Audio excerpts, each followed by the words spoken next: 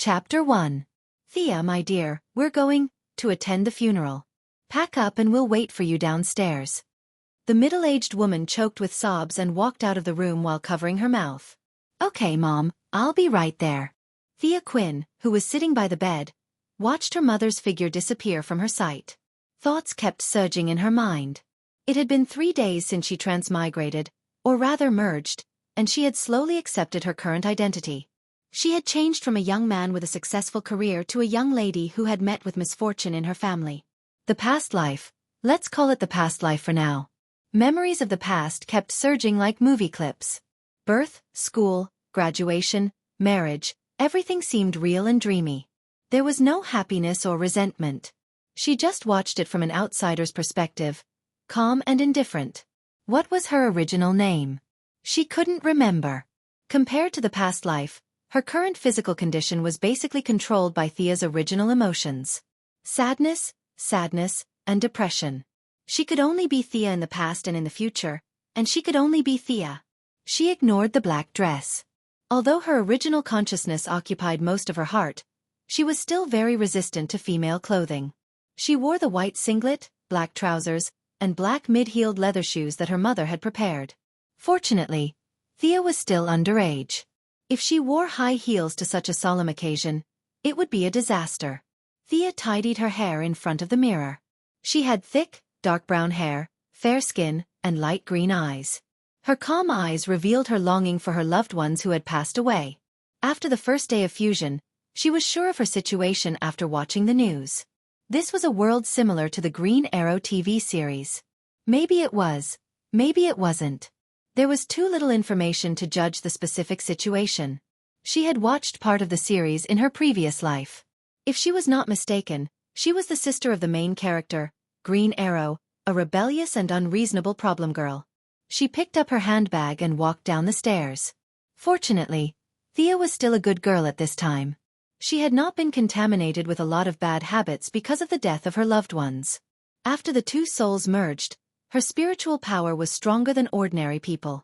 Although she was a thin 15-year-old girl, her steps were still strong. She walked to her mother, Moira Quinn, and said softly, "Let's go, Mom." Moira did not speak. She just hugged Thea and the two entered the car silently. Robert Quinn, born in 1958, died in 2007 at the age of 51. He was our Star City's outstanding entrepreneur, our mentor and helpful friend. His departure caused us to lose our great father, our sincere friend. Oliver Quinn, born in 1985, died in 2007 at the age of 22. He is a child of our Star City, a gift from God. Thea's thoughts were a little scattered as she listened to the pastor's statement on the stage. The minister was effusive in his praise of his father, Robert, but said nothing of his brother. Her brother really didn't have any outstanding achievements for others to comment on. Dissolute, promiscuous, irresponsible. Other than being handsome, he basically had no other good points. But who would have thought that his father, who was like a saint, would plant the root of the disaster for the city? At the critical moment, it was this prodigal son who saved everyone. Thea was still very sad about the departure of her family. She covered her mouth to stop herself from crying. Although she knew that her brother was not dead, her father, who had always treated her as his own, had indeed passed away.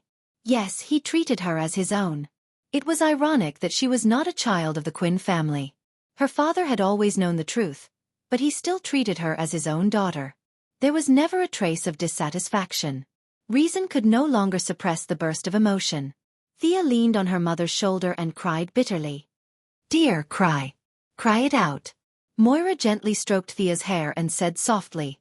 Soon after, the funeral ended. 2 empty coffins were buried in the Quinn family cemetery. "My condolences, Moira. My condolences, Thea." A middle-aged man with a cold face and extraordinary clothes first walked to the two and said calmly. Seeing this man, Thea immediately recognized that he was her biological father, Malcolm Merlin. This man was a complete schemer and an ambitious man. The shipwreck of the Gold Quinn was directed by him. It could be said that he was the final boss of the first Green Arrow TV series. This man looked gentle and weak on the outside, but in fact, he was very good at martial arts. His code name was Black Arrow. He was proficient in archery, swordsmanship, and fighting. In the first series, he had beaten Green Arrow twice. And this man's presence was quite strong. Green Arrow was very active in the first 4 series. Before the 5th series was finished, Thea had already crossed over. She did not know the situation, but with this man's survival ability, he would not die. From the show, although he was very insidious, he still loved his child. Maybe she could learn martial arts from him? In the original plot, Thea was trained by Malcolm to become Green Arrow's assistant in the 3rd series. Could she advance this process? Thea was very insecure now. Although there were still 5 years before the official plot began, Oliver was still fishing on Purgatory Island. But in the guest list just now, she saw a bright name, Wayne Enterprises. If she remembered correctly, this was Batman's company. What kind of world had she come to? She was not sure if he knew that she was his daughter. As a mother, Moira definitely knew. Would she tell Malcolm? What did the show say? Thea could not remember. Malcolm was not a kind person. If he did not know the truth and made a mistake, he would lose his life. At the same time, Sia was also very reluctant to acknowledge Malcolm. After all, he was the one who killed her adoptive father and caused her half-brother to wander around for 5 years. Although this was the price to pay for the growth of a hero, it was still too great a price to pay. Anyway, she did not have a good idea at the moment. She could only put this idea aside. She stood silently beside Moira, watching her mother express her gratitude to every guest. What a complicated woman. She knew all about Malcolm's plans. Didn't she love her own family? It turned out that she had invested all her feelings into this family. She was willing to give up her career and even her life for her children.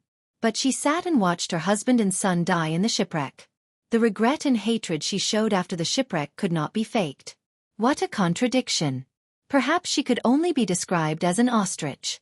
Would she feel better as long as she did not die in front of her? Perhaps Malcolm took advantage of her mentality. Thea, let me introduce you. This is Walter Steele, your father's right-hand man. Moira introduced the bald black man in front of her. According to the plot, this man would become her stepfather in the next few years. Thea acted very detached. She nodded lightly and did not speak. Her feelings for Thea were now very vague. They were not close, but they were not distant. She did not oppose or support her finding another man. Perhaps this was the original Thea's attitude. Chapter 2.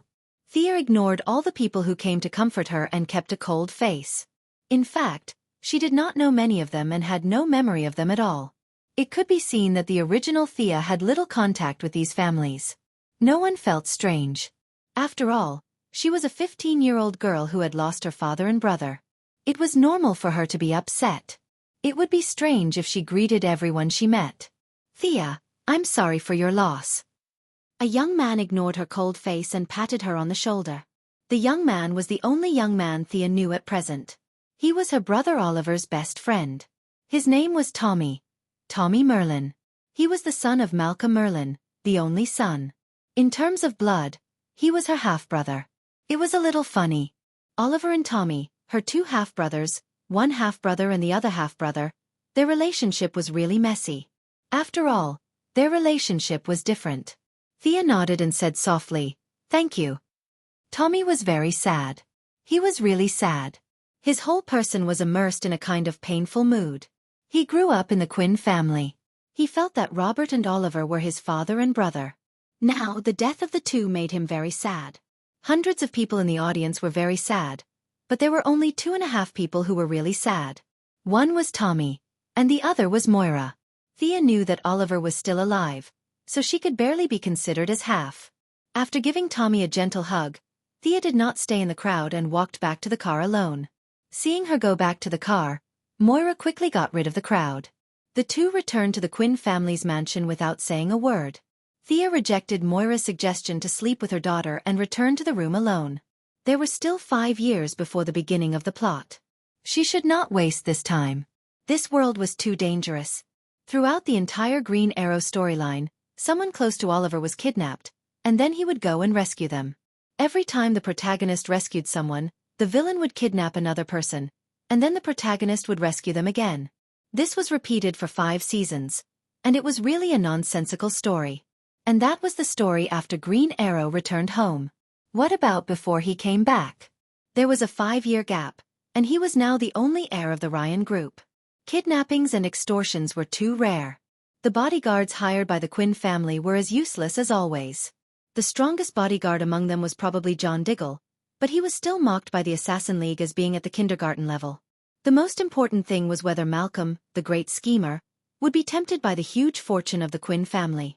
In theory, if he married Moira and killed himself, the fortune would belong to him.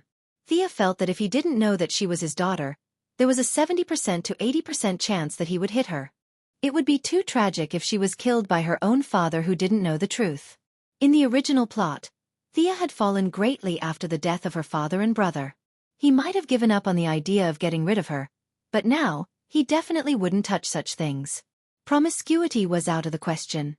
Due to the influence of his soul from his previous life, he felt disgusted whenever he thought of men. What would Malcolm think if he saw him valiantly taking over the Quinn group? If he were in their shoes, would he do it himself? Of course.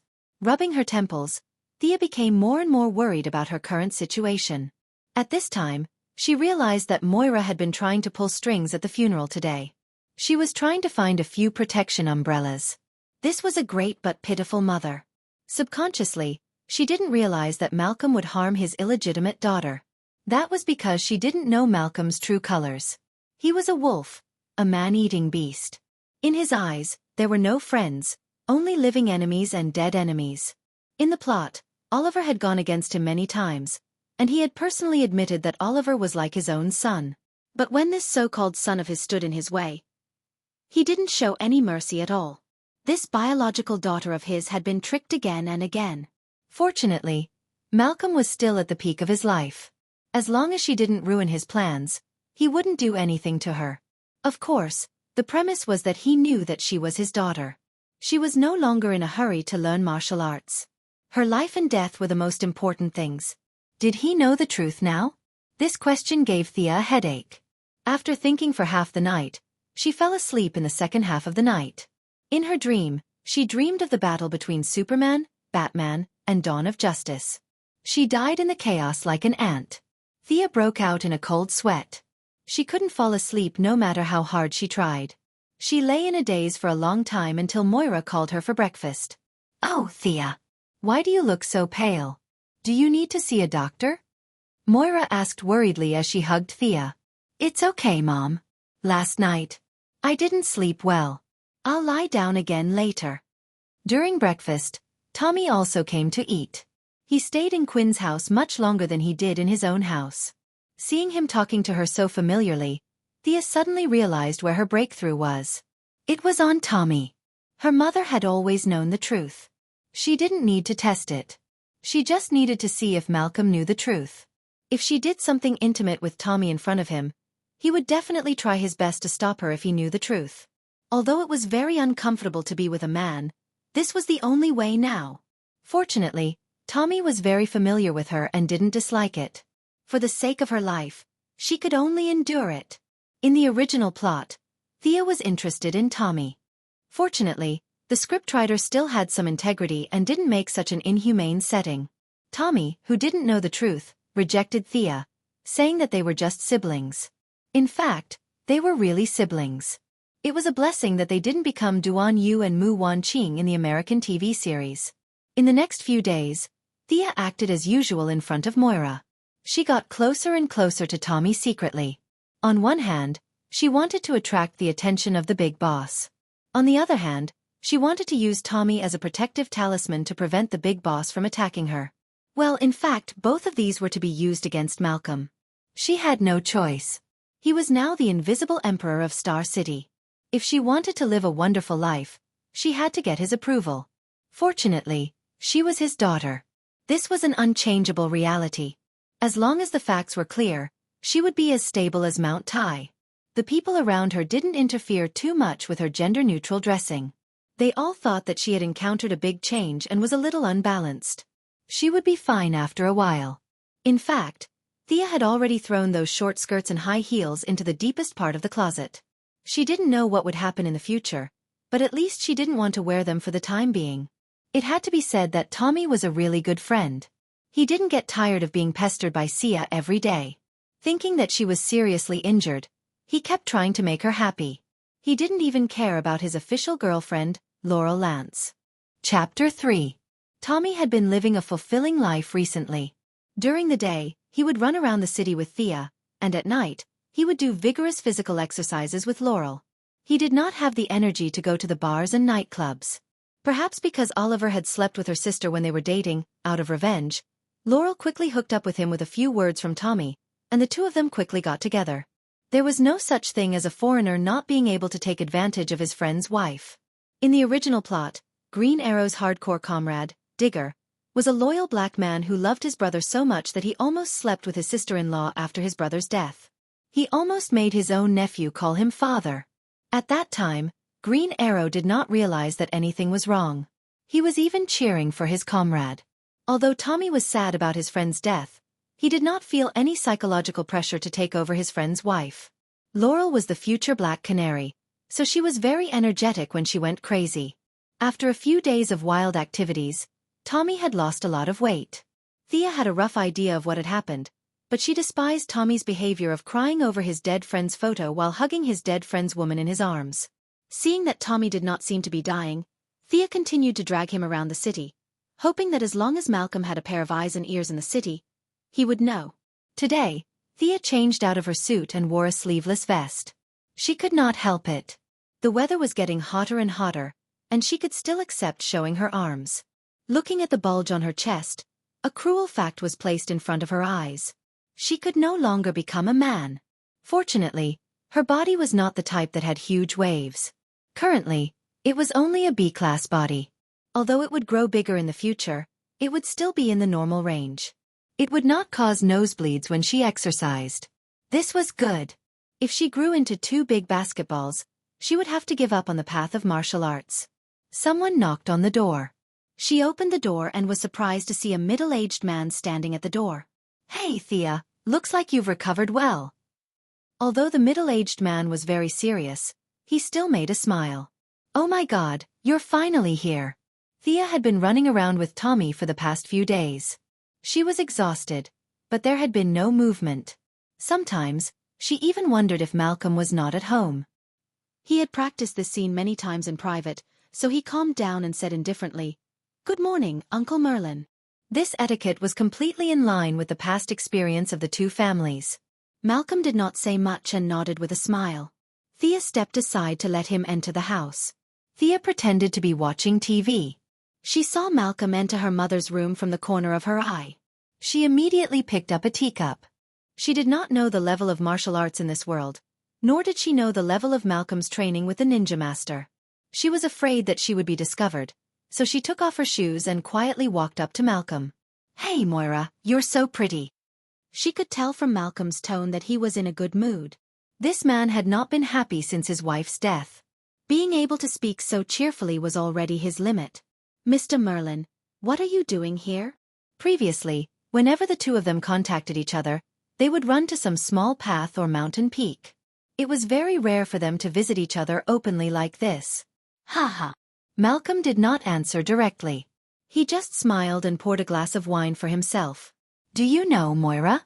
Other than my wife, you are one of the few women in the world who can still move my heart. I originally planned to marry you, but I didn't expect.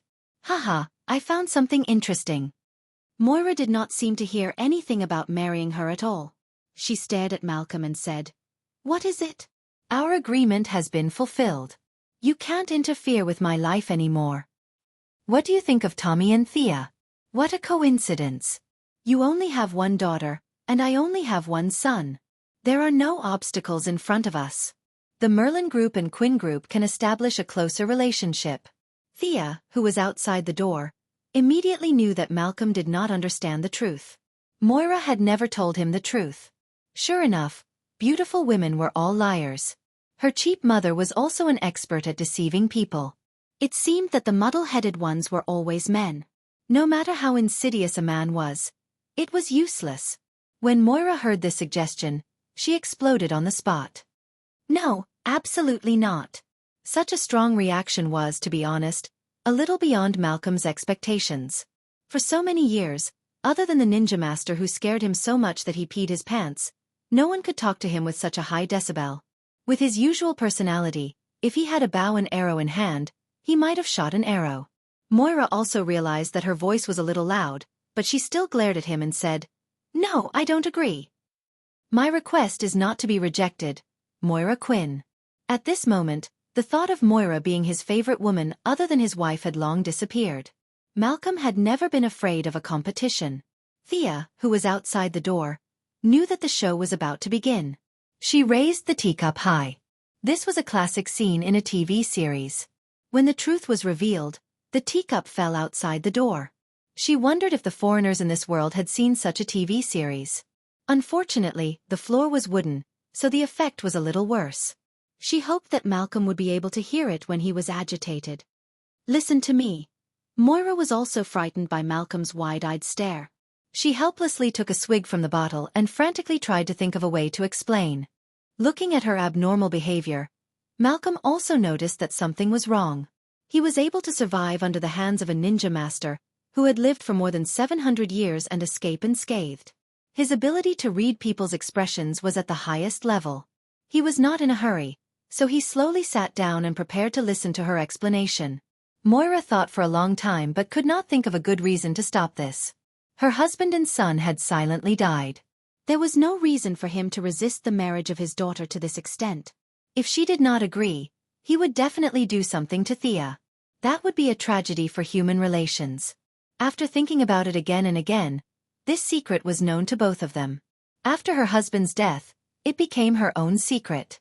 If she told the truth now, it would change from one person's secret to two people's secret. She could still accept it. As long as Thea herself did not know, everything would be fine. "Thea is your daughter." After whispering this sentence, he closed his eyes and sank deeply into the sofa, as if a heavy burden had been lifted from his shoulders. Thea, who was outside the door, could not see Malcolm's expression. She was a little afraid that his hearing would be affected by the shock. However, the arrow had already been knocked. She quickly threw the teacup on the ground with a muffled bang. There was no other way. The wooden floor affected the effect too much. She believed that he would not be so bored as to use the acceleration of gravity to push the teacup back to its original height. After all, this was the Black Arrow generation, not the Grim Reaper generation. Hearing the strange noise outside the door, Malcolm was worthy of being a top graduate of Nanderbart University. Although his head was still a little dizzy, his body had already reacted. He quickly rushed to the door and opened it. Looking at Thea's dull eyes, even a boss with a calm temperament was a little dumbfounded. He looked embarrassed and did not know what to say. Chapter 4. Seeing Thea staring at him blankly, even with his many years of experience, Malcolm did not know what to say to ease the awkward atmosphere. Not a single word could come out of his mouth. He secretly resented the lack of vocabulary in English. He wanted to ask Sia if she had come up because she had heard something. But looking at her lifeless eyes, even a fool would know that she had heard what she should and shouldn't have heard. She was extremely regretful that she had rushed to the Quinn family to propose marriage today. Why didn't he investigate it in advance? With his intelligence ability, he would definitely know the truth if he collected it carefully. It would not be so difficult to talk about it now. At this moment, Sia also felt that her life was completely safe, and it was about time for her to leave. She maintained this dull expression, and her face was a little stiff. She wanted to squeeze out some tears, but her acting skills were not up to standard, so nothing came out. She could only snort loudly, turn around, and quickly run away. "Thea!" Moira shouted at the top of her lungs. Thea could only apologize in her heart for taking advantage of this woman who cared for her wholeheartedly. She hoped that she would treat her well in the future to make up for everything today. She ran out of the house, found a very luxurious bar, and started the second act of The Girl Who Left Home, getting drunk. Thea was not worried about being bullied at all. The owner of such a luxurious place must have a close relationship with Malcolm. Instead, it was the small bar that was in danger. It turned out that her guess was right. This bar was run by one of his men, the hardcore kind. He received a call from his boss to take care of this girl. Malcolm repeatedly repeated such a small thing 3 times, scaring the bar owner so much that he almost worshipped Thea as his own mother. He found a few burly men with fierce faces to stand around her as a human wall, and all of them turned their faces away, afraid that they would scare her. He also asked the DJ to change to a gentle song. The DJ was puzzled, but he could only follow the boss's orders. Afraid that the guests would not be satisfied? Play if you want, or don't play if you don't want to play. The bar owner was not in the mood to serve at all. Less guests would affect the atmosphere? The bar owner hurriedly contacted his 7 aunts and 8 aunts, and twisted his waist and shook his head wildly to the gentle song.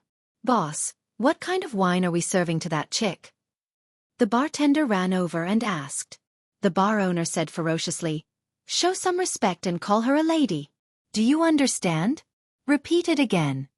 The underling suspected that his boss had advanced mania and did not take his medicine today.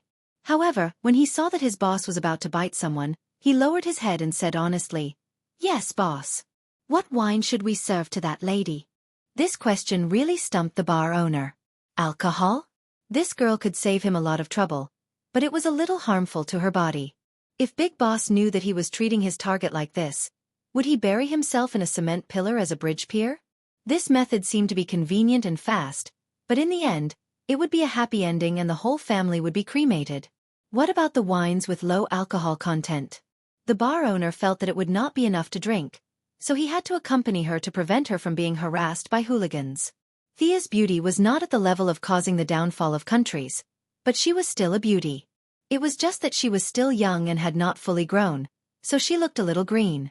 The United States did not have many things, but it had the most hooligans in the world. Didn't you see how the United States sent 4 million cowboys to fight in World War I? To put it bluntly, they were all hooligans.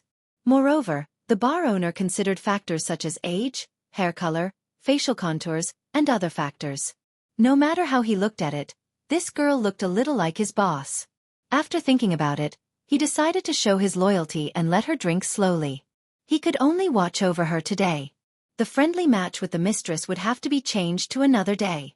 At the same time, he ordered his men to prepare weapons. If there were enemies who had been kicked in the head by a donkey, they must be dealt with outside and must not disturb this lady. The underling beside him looked at his anxious expression and asked softly, Boss, who is this? Previously, Thea's upbringing was very strict, and she had never shown her face in the nightclub. How would he know who she was? However, from Malcolm's tone, if he let her get into trouble, even Superman would not be able to save him. Although he had some guesses, there was no need to explain to his underling. He said in a low voice, This is my biological mother. Damn. The underling's heart was in turmoil. Not only did his boss have mania, but even his intelligence had deteriorated. Should he go to the talent market tomorrow and submit a few resumes? Unaware of the bar owner's worries, Thea drank one glass after another. Her mind was also filled with thoughts. Today's plan was very successful, and her life was completely safe. Next, should she consider strengthening herself?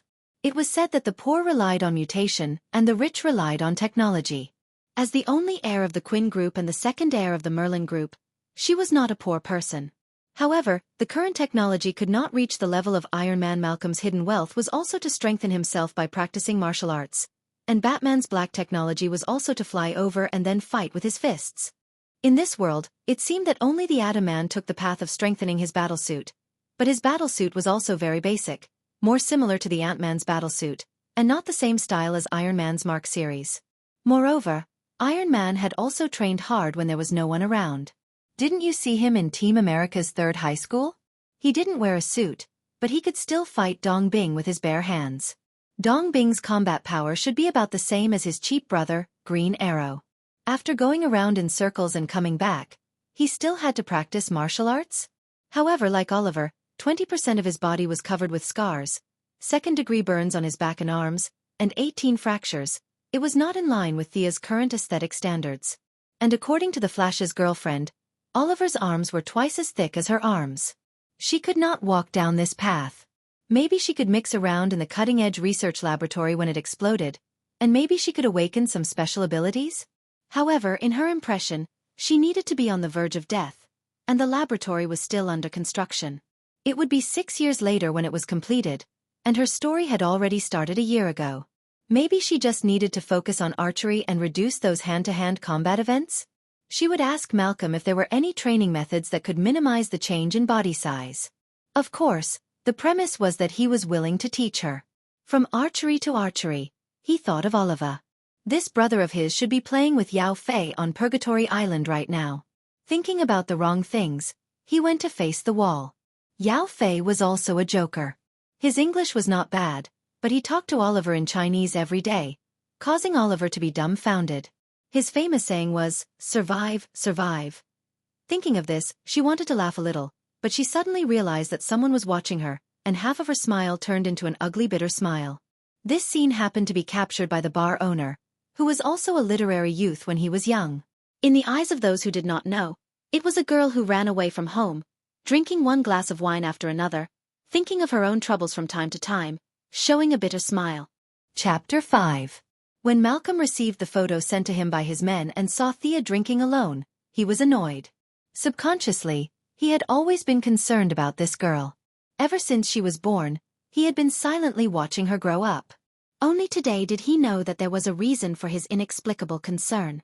He immediately understood when Moira said that there was no need for tests or evidence. His intuition, honed through years of life and death situations, told him that she was his daughter. He stood in front of the floor-to-ceiling window and looked at the night view of the city. The scenery that he used to fantasize about looked dull today. He poured himself a glass of wine and gulped it down. His heart was gloomy and he wanted to find someone to fight, but he looked around blankly. He was invincible in Star City, and the green arrow was still playing around in the cave. Should he go to Gotham City to find some excitement? Forget it. Malcolm knew that with his capabilities, he could easily sweep through Star City, but if he were to go to Gotham, he would only be at the lower end of the scale. Furthermore, there was Batman, the son-in-law who was praised by even the ninja masters. He would only be looking for trouble if he went there. While he was pondering, the bar owner called. "Boss, the person you ordered is drunk." Because he did not know the relationship between the girl and his boss, he did not know how to address her. He could only vaguely refer to her as, "that person." "Watch her. Don't let anything happen to her. Warn your men." He couldn't let anyone lay a finger on her. "Do you understand?" Malcolm roared into the phone with a ferocious expression. "Yes, yes." The bar owner hurriedly expressed that he would follow the orders of the highest leader and complete the task. His boss's orders were easy to understand. "Don't touch her." The hidden subject of this sentence was probably a man. After all, he did not have psychokinesis. How could he move the girl into the room? He ordered his men to stay away as far as possible as if they could pollute the air. He then turned his head and ordered his women to carry Thea into a guest room that had never been used before. He also ordered them to wait on her in the room, passing her a towel and pouring her water. He then moved a big chair and sat at the door. Glancing around, he took out his pistol and examined it, as if Jianwei had stayed up all night in Lord Chao's tent. He was satisfied with the loyalty of his subordinates because Malcolm was watching from the roof. He knew his subordinates too well. If anything happened to them after they drank too much, he would regret it to death. After putting down the phone, he did not drive. Instead, he changed into the black attire of the Union of Assassins, carried a bow and arrows, and leaped over roofs and walls to protect his daughter. If there were any blind people who did not know what was going on, he would kill them with one arrow. In fact, Thea was not completely drunk at this time. She still had some consciousness left. Seeing that the two women were on high alert, they carried her into the bedroom. She felt relieved and fell into a deep sleep. "Ouch, my head hurts." Facts have proven that even good wine can cause headaches after drinking too much. Thea rubbed her head and sat up. She found that her clothes were neat and tidy, and even her shoelaces were not untied. She admired her cheapskate father's ability to control his subordinates. Do you need anything?" The two women in the room had been waiting for Thea for the whole night. When they saw her sitting up in a daze, they quickly trotted over and prepared to play the role of maids. Thea pointed at one of the women. "Get me a glass of water." This woman's face was painted like a monster's, and her chest looked like two bowling balls. She had so much padding that it could be counted by the weight. She didn't even know to change her shoes when she served Sia. She walked on the ground in her high heels, which made Sia annoyed. The other woman helped her wash her face and comb her hair. Thea saw that she was fine and swaggered out of the bar. One of the men had already called for a car at the door. Thea asked the driver to drive to Quinn's Manor. How much did she spend for a night?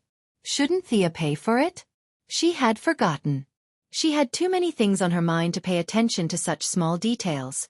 In the bar, the owner was still waving his hand at the door when the car was 2 miles away. Since they were all adults, no one dared to mention it. "Oh dear, you're finally back." Thea had just arrived home. Before she could say anything, Moira, whose face was full of tears, hugged her in her arms and refused to let go. Her mother was really a very contradictory person. Although her hidden power was not as strong as Malcolm's, an eagle would not cooperate with a sparrow. Looking at her future mayoral campaign, she was also a well-connected person. It was impossible for her not to know that she had been in the bar all night. But seeing her worry and love for her now, Thea sighed and patted her on the back. "Mom, I'm fine. Let me be alone for a while. I'm going back to my room to rest." She went back to her room, changed into her pajamas, and lay on the big bed. She did not sleep well in the bar, for fear that she would say something terrible in her sleep. After a day and a night of acting, Thea was a little tired even with her current mental strength. Her current task was basically completed. According to the game, she had successfully activated Malcolm's faction reputation, and it was at the worship level. The prerequisite of teaching skills was completely met. Next, she would enter the high-speed enhancement stage. At the same time, in the cutting-edge technology laboratory in Central City, as the final boss of the first season of The Flash, Dr. Wells, or Albert Swan, walked into his secret room and said to the wall, "Gideon, have you found the target that caused the time axis deviation?" A light blue three-dimensional humanoid image appeared on the wall. The image said mechanically, "Doctor, the time variable caused by the target is too small. I can only vaguely sense the target's appearance in Star City.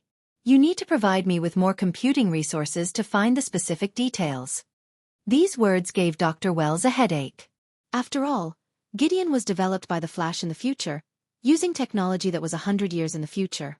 The current era was a technological desert for people like himself, who were in no way inferior to modern people who had transmigrated to a primitive society. It was already a miracle that he could build this artificial intelligence from scratch and run it smoothly.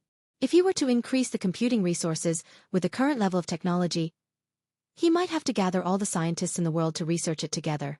Fortunately, the variables were not large, or there were almost no changes, so it should not affect his plan. He sighed. He had been in this world for 10 years, and he did not have the power of speed. He was really tired of pretending to be this weak and sickly doctor every day. He still had to spend time and effort to cultivate his nemesis, the Flash. Thinking about it, it was really unprecedented for a villain like himself to go to this extent. After instructing Gideon to follow the normal procedures to pay attention to the news in Star City, and inform him if there were any changes, Dr. Wells, who did not have to pretend to be paralyzed, quickly walked out of the secret room. Chapter 6. Not knowing that she was being targeted by another very loving villain, Sia used the excuse of healing her inner trauma as an excuse to stay at home for 3 days with a gloomy appearance but a happy heart. Through the computer in the room, she checked the world's network. There was no Captain America, no Iron Man, and no S.H.I.E.L.D.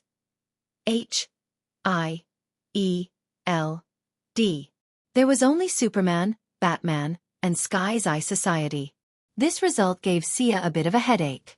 This was obviously a DC universe, and she was not familiar with the situation here. She only remembered that there were many parallel universes such as Earth 1, Earth 2, all the way to Earth 52, a mess of settings. There was no network in this world.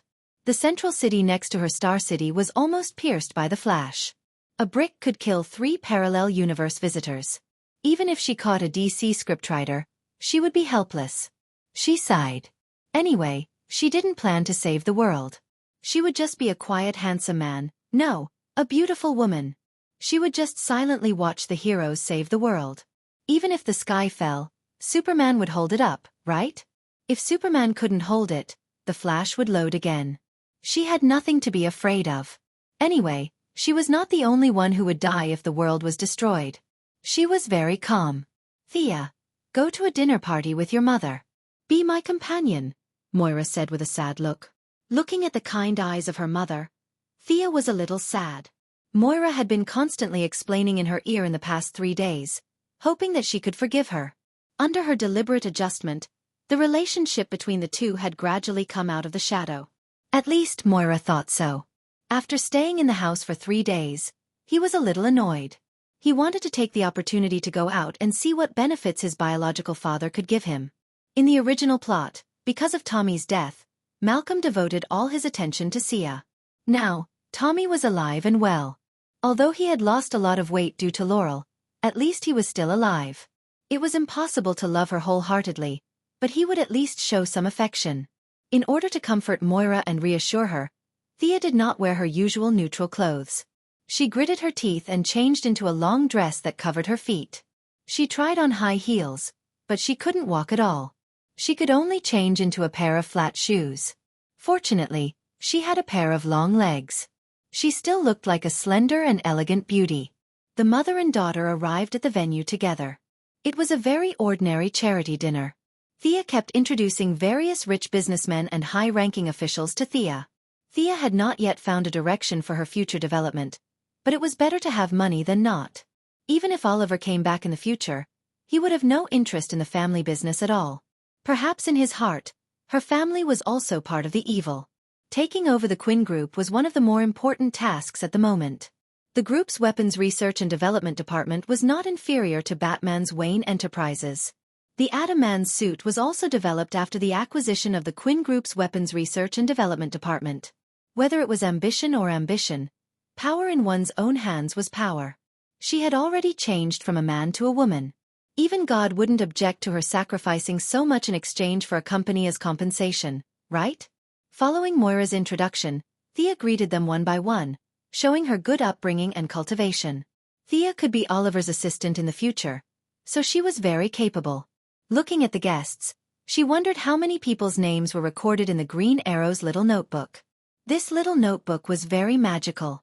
In theory, it was the diary of Oliver's biological father, Thea's adoptive father, Old Robert. It should be unique, but strangely, Moira also had a little notebook, and Prometheus in the 5th season also seemed to have a nameless diary. Moreover, the size and specifications of each diary were almost the same, and the logo inside the cover was also the same. They were all city government subway maps. Could it be that Malcolm had ordered a batch of diaries from the Red Star printing factory for the sake of uniformity in the organization?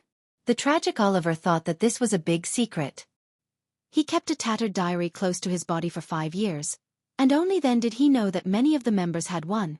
While she was sighing for her cheap brother, another brother also came to greet her. "Hey, Thea, you haven't come out to play these 2 days. I heard that you're sick?" Only Tommy could greet her like an outsider, and he was indeed not an outsider, but her brother. Tommy didn't care about this so-called dinner party at all.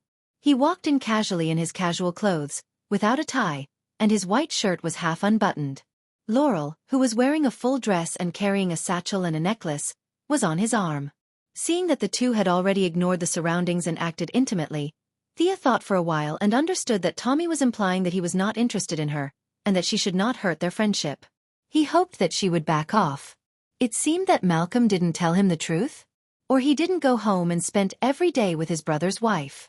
Thea really wanted to grab his collar and shout, "Brother, you think too much, I was just acting, do you understand?" But she certainly couldn't say that. What kind of expression should she have now? She knew the truth. So should she express regret for the kind of feelings that Tommy thought she had? Sad? Annoyed?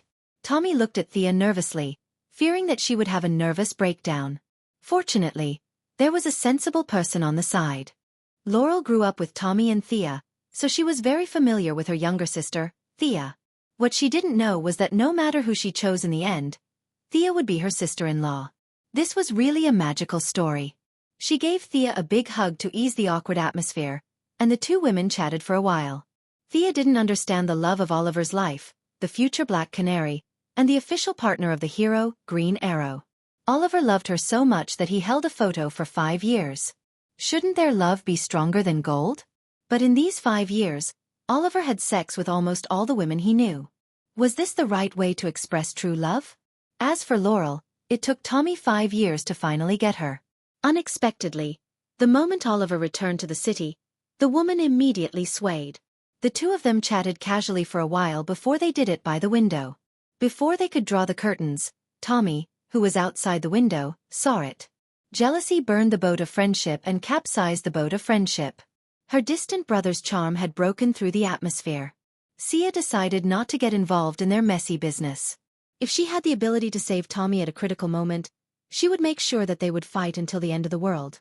She couldn't stop until Green Arrow's 18th season. Would it be more exciting if she pulled Laurel's sister into the group? A four-way war?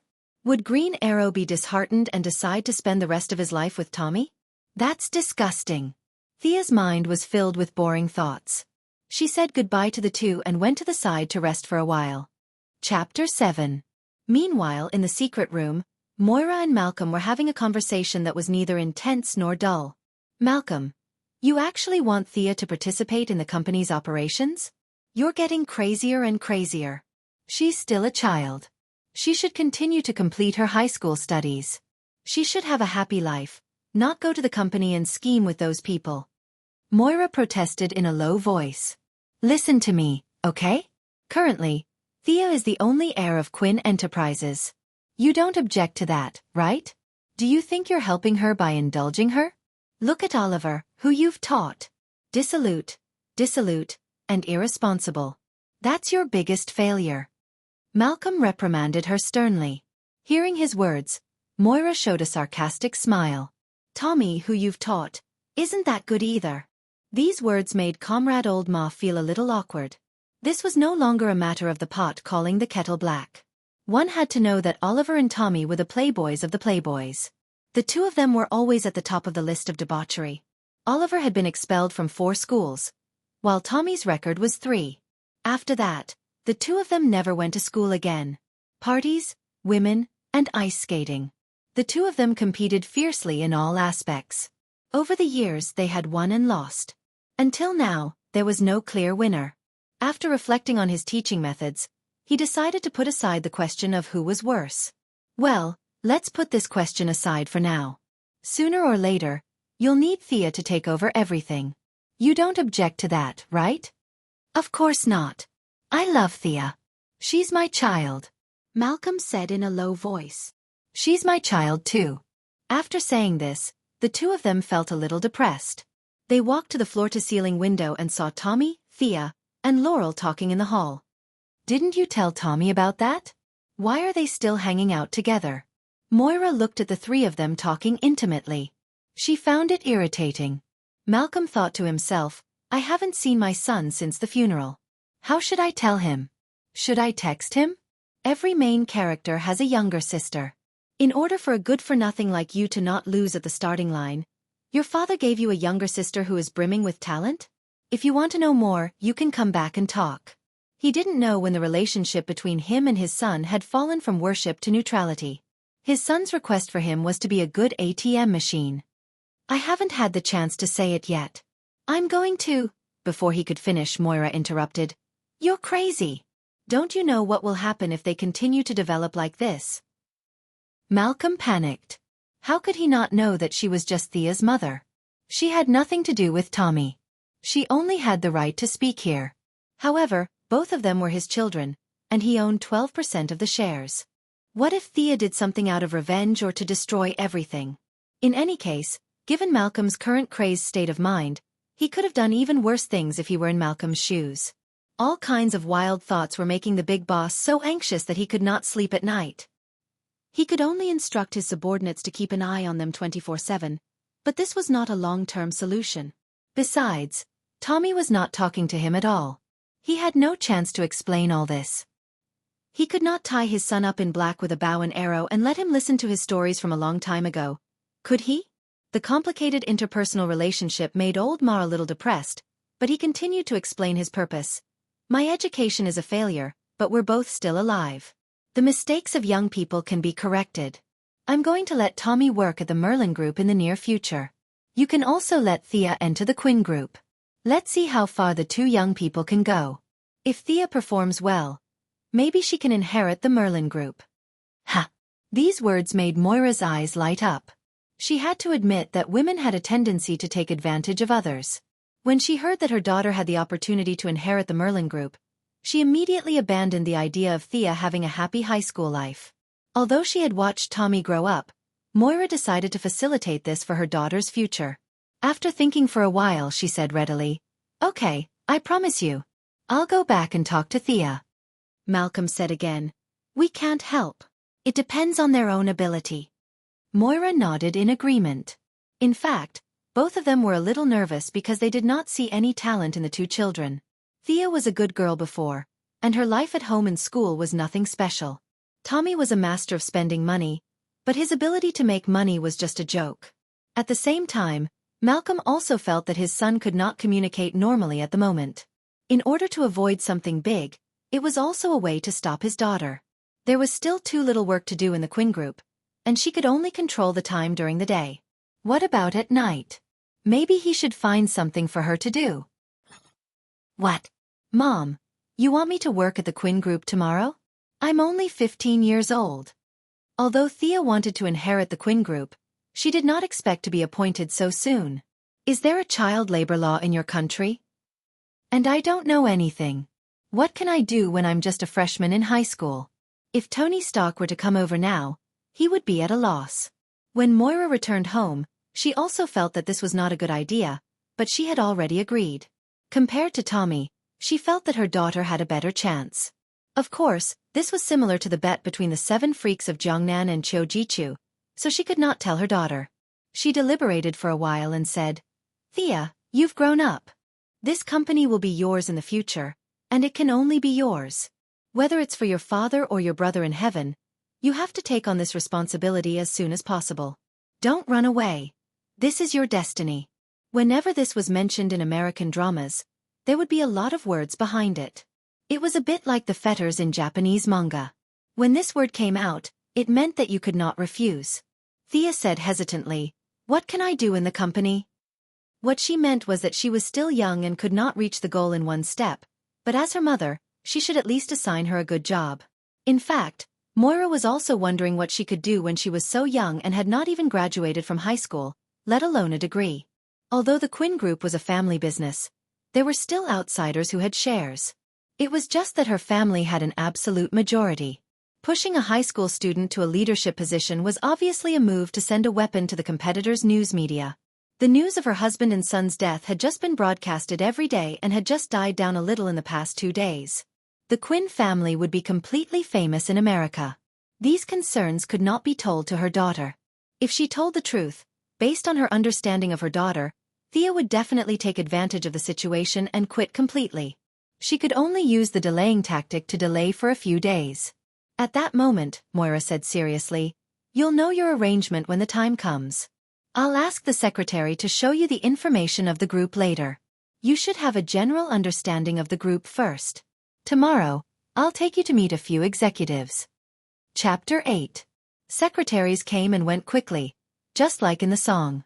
After handing Thea a large stack of documents, Moira instructed her to go back to her room and read them carefully. Following her mother's order, Thea went back to her room with several large documents in her arms. This was the foundation for him to settle down in the future. He had to look at it carefully. At the same time, he took out his notebook and recorded the positions and resumes of several important people. He also did a simple personality analysis according to the way they did things. Who knew which subordinate he would be assigned to tomorrow? It was always right to be prepared. What? Why did she only record a few executives? Would they be assigned to the security department? How could it be possible? She was the only heir. How could her mother assign her daughter to be a security guard? This was a transformation novel, not a return novel. She carefully analyzed the current situation of the Quinn group. The entire group employed more than 30,000 people and had branches all over the world. Its main business was steel smelting and non-ferrous metal mining. Its steel share accounted for 7% of the United States and 1% of the world's. It was barely a tycoon in the steel industry. At the same time, the group had also diversified its business. It had invested a lot in weapon research and development and biopharmaceutical, and had made some achievements. However, the research results had not been turned into an economic growth point. The huge amount of investment every year was still a heavy burden on the group. Looking through the various reports in her hand and comparing them with the data of last year, she could see that the group had been investing in the real estate industry for the whole year. The originally abundant cash flow had shrunk. This was definitely not the situation of a healthy company. Looking at the map of Star City, Thea immediately found that the land purchased by the group was in the slums. Recalling the plot, it seemed that old Robert had asked her mother to do this. In order to prevent Malcolm from destroying the slums, He had been secretly purchasing the properties in the slums. Thea really did not understand what kind of mentality he had. Old Robert had known Malcolm for so many years, but he did not see that this man had no bottom line and no moral pressure. He had placed all his hopes in his hands. Just because they were good friends, he would not do anything? How was that possible? Malcolm did not lay his hands on those people. He killed them directly. The notebook that old Luo had passed to Oliver did not have Malcolm's name on it. Even until his death. He did not realize that his good friend of many years would do such a thing to him. If old Luo had warned him beforehand, Oliver would have found old Ma and shot him from afar. The first episode would have ended in one episode instead of 23. Looking at the densely packed land purchase certificates, Thea had a bit of a headache. 6 years later, Malcolm tried to imitate Whitebeard's battle with Marin Van Doe, but it shook more than half of the entire slum. These lands had to be smashed in her hands. Star City was a city plagued with disasters. In the first year of the storyline, Malcolm used his ultimate move, Earthquake. Under Green Arrow's desperate efforts, more than 500 people died, including his own son, Tommy. In the second year, Death Knell brought a few hundred evolved soldiers to play real-life Dota on the streets. Blood flowed like a river. In the third year, Ninja Master carried out the Resident Evil simulation and spread the virus. In the fourth year, that person who knew magic directly brought more than 15,000 nuclear bombs as a Christmas gift to prepare to destroy the world. In such a place with so many outstanding people, it would take a miracle for her family to buy these lands and hope to escape poverty. Looking at these forms with a pen in her mouth, Thea became more and more desperate. The purchase of land did not stop because of old Robert's death. In the short 2 weeks that she had transmigrated, her family had bought 3 more pieces of land. It seemed that her mother was faithfully carrying out her late husband's last wish. But this was really a road of no return. This meant that Quinn Group would continue to throw money into this puddle for the next few years. She had lost some of her organs, otherwise, she would definitely make a pained expression. No wonder in the third season, Atomic Knight Palmer easily bought Quinn Group. He could still hold on for 8 years even though he was desperately courting death. 8 years. The group was really rich, but it was her own money that was wasted. In order for the future Green Arrow to not live off his girlfriend, and in order for her to not have to work as a security guard with a bright future, she had to reverse this policy. It was easier said than done. Her words carried little weight now. She could not say that in the future, her biological father would make the land move with him when he drank too much. No one would believe her. She could only hope that she could reverse the company's policy when she climbed to a high position. As for stopping her father's actions, Thea had also considered it. She might be able to stop the crisis in the first year with their relationship, but what about the second year? What about the third year? There were too many irresistible factors. She was not invincible yet. There was still 5 years before the plot began. She would take it one step at a time. The next day, Thea woke up early and put on some light makeup. Fortunately, her original soul was the main, and her transmigrated soul was the auxiliary, so these skills were still there. Looking at the few clothes in front of her, she was a little embarrassed. After all, it was her first day of work, so she had to dress formally. She found a short beige suit with a navy blue straight skirt. The skirt was not long, but it was not short either. It just covered her knees, making her look less young and more capable. She chose a pair of black high heels less than 5 centimeters and tried to walk steadily for 2 steps. The initial discomfort had subsided a lot. Thea's original body was getting more and more dominant. She looked in the mirror and decided to dress up like this. When they arrived downstairs, Moira had been waiting for a while. She knew her daughter quite well. Sia's original character was fickle, to put it nicely. To put it bluntly, she was a pushover. The more you don't let her do something, the more she will do it. She originally thought that Thea would be very resistant to her arrangement and was thinking about how to persuade her. When she saw her daughter come downstairs in a formal suit without scissors or gasoline bottles, Moira knew that her daughter was obedient to her arrangement, which made Moira very happy. The two got in the car and Thea kept asking about the current situation of the group. After all, some things could not be written on paper, which made Moira even happier. What did this mean? Since her daughter could ask questions, it meant that her daughter had read the information carefully. If she asked Oliver, he would not even know where the door of his group was. In order to make up for the coldness she showed to her mother a few days ago, Thea also deliberately behaved more intimately. When they arrived at the entrance of the group, Moira was so happy that she could not close her mouth. Her 2 children had made her unhappy for 20 years. One only knew how to cause trouble, and the other was cold to her. She had waited until the clouds parted to see the moon. Although her son was dead, her daughter was sensible, which was also a kind of comfort to her. Moira, who was in a good mood, was looking forward to the martial arts competition between the 2 families in Jianghu. No, it was more than a competition of ability. She pulled Thea into the group. Chapter 9. Entering the conference room, there were more than a dozen people in the room. The chair in the middle was empty, and the one sitting on the left was Walter Steele, the black uncle whom Jianghu had met at the funeral. In the future, he would marry Moira and become Thea's stepfather. Jianghu did not know if there was a saying in Europe or America, but in the next few years, he would be living with his mother and daughter in Quinn's mansion. It was a little strange to describe a black man as gentle as jade, but the uncle was indeed elegant. He gave Thea an encouraging look as if he was looking at his own junior. Although this was her own company, after all, it had not fallen into her bowl. Thea came here today to pay a visit, so she could not show a cold face. Facing the black uncle's goodwill, she nodded and said hello. Mr. Steele, nice to meet you. Please call me Walter. Welcome to the company. Walter was a little flattered by Thea's politeness. In his impression, this girl kept a distance from everyone except for old Robert. A normal conversation like this would only happen in very private occasions. Moira was now surrounded by happiness. Her daughter could communicate with her boyfriend normally. This was a good start. Recently, she had been avoiding Walter. She was afraid that her elusive daughter would see something that she should not see. It would be too much of a shock and she would completely collapse. After all, she was a 15-year-old girl who had just lost her father and brother. She had not yet recovered from the shock. Now, she had to tell her that the one who died was not her father, and that her biological father was someone else. 2 days later, she had to tell her that her mother was going to find another stepfather for her. Such a messy relationship would drive anyone crazy, right? Anyway, Moira felt that if she were to be the daughter, she would have to go to the Arkham Asylum next door for treatment. But looking at Thea's strong appearance now, could it be that Malcolm's genes had given her extraordinary tenacity? Thea continued to introduce the people in the room to her daughter. This was someone from the administration department, and this was someone from the finance department. After a round of introductions, Thea realized that Walter was still the company's vice president. She remembered that he was supposed to take over the position of president, and her mother was in charge of finance.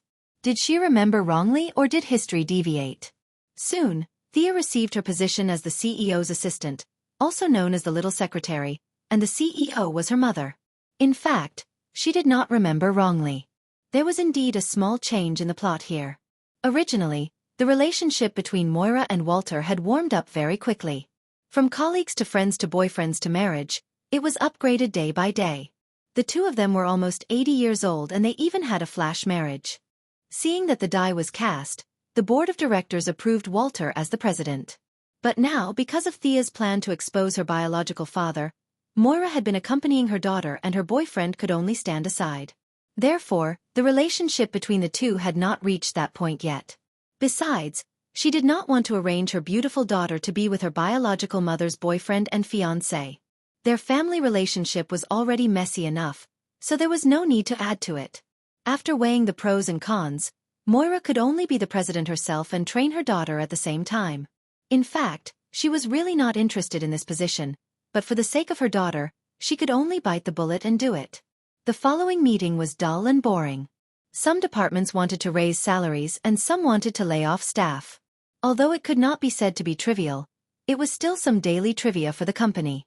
Moira had been paying attention to Thea from the corner of her eyes, fearing that she would be bored and would pick her nails or yawn. Unexpectedly, her daughter sat upright and listened to the speeches of several executives without the slightest impatience. She was constantly writing something in her notebook.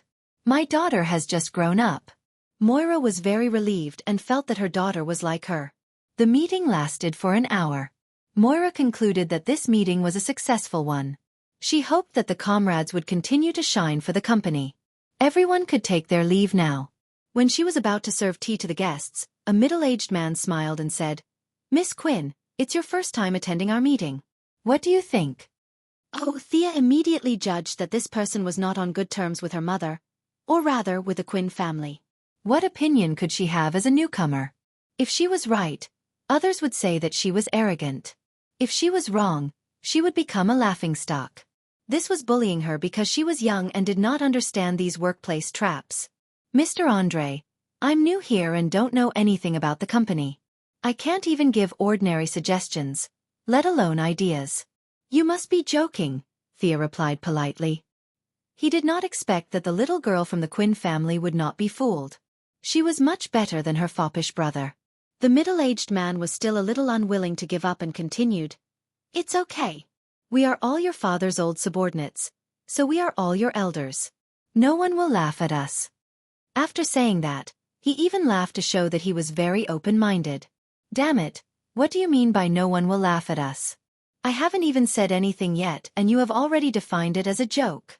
Thea's heart was burning with anger. She flipped through her notes. This bastard was the head of the weapons development department that she had been drooling over for a long time. Old Robert really did not have a good eye for people. This person was obviously dissatisfied with her family.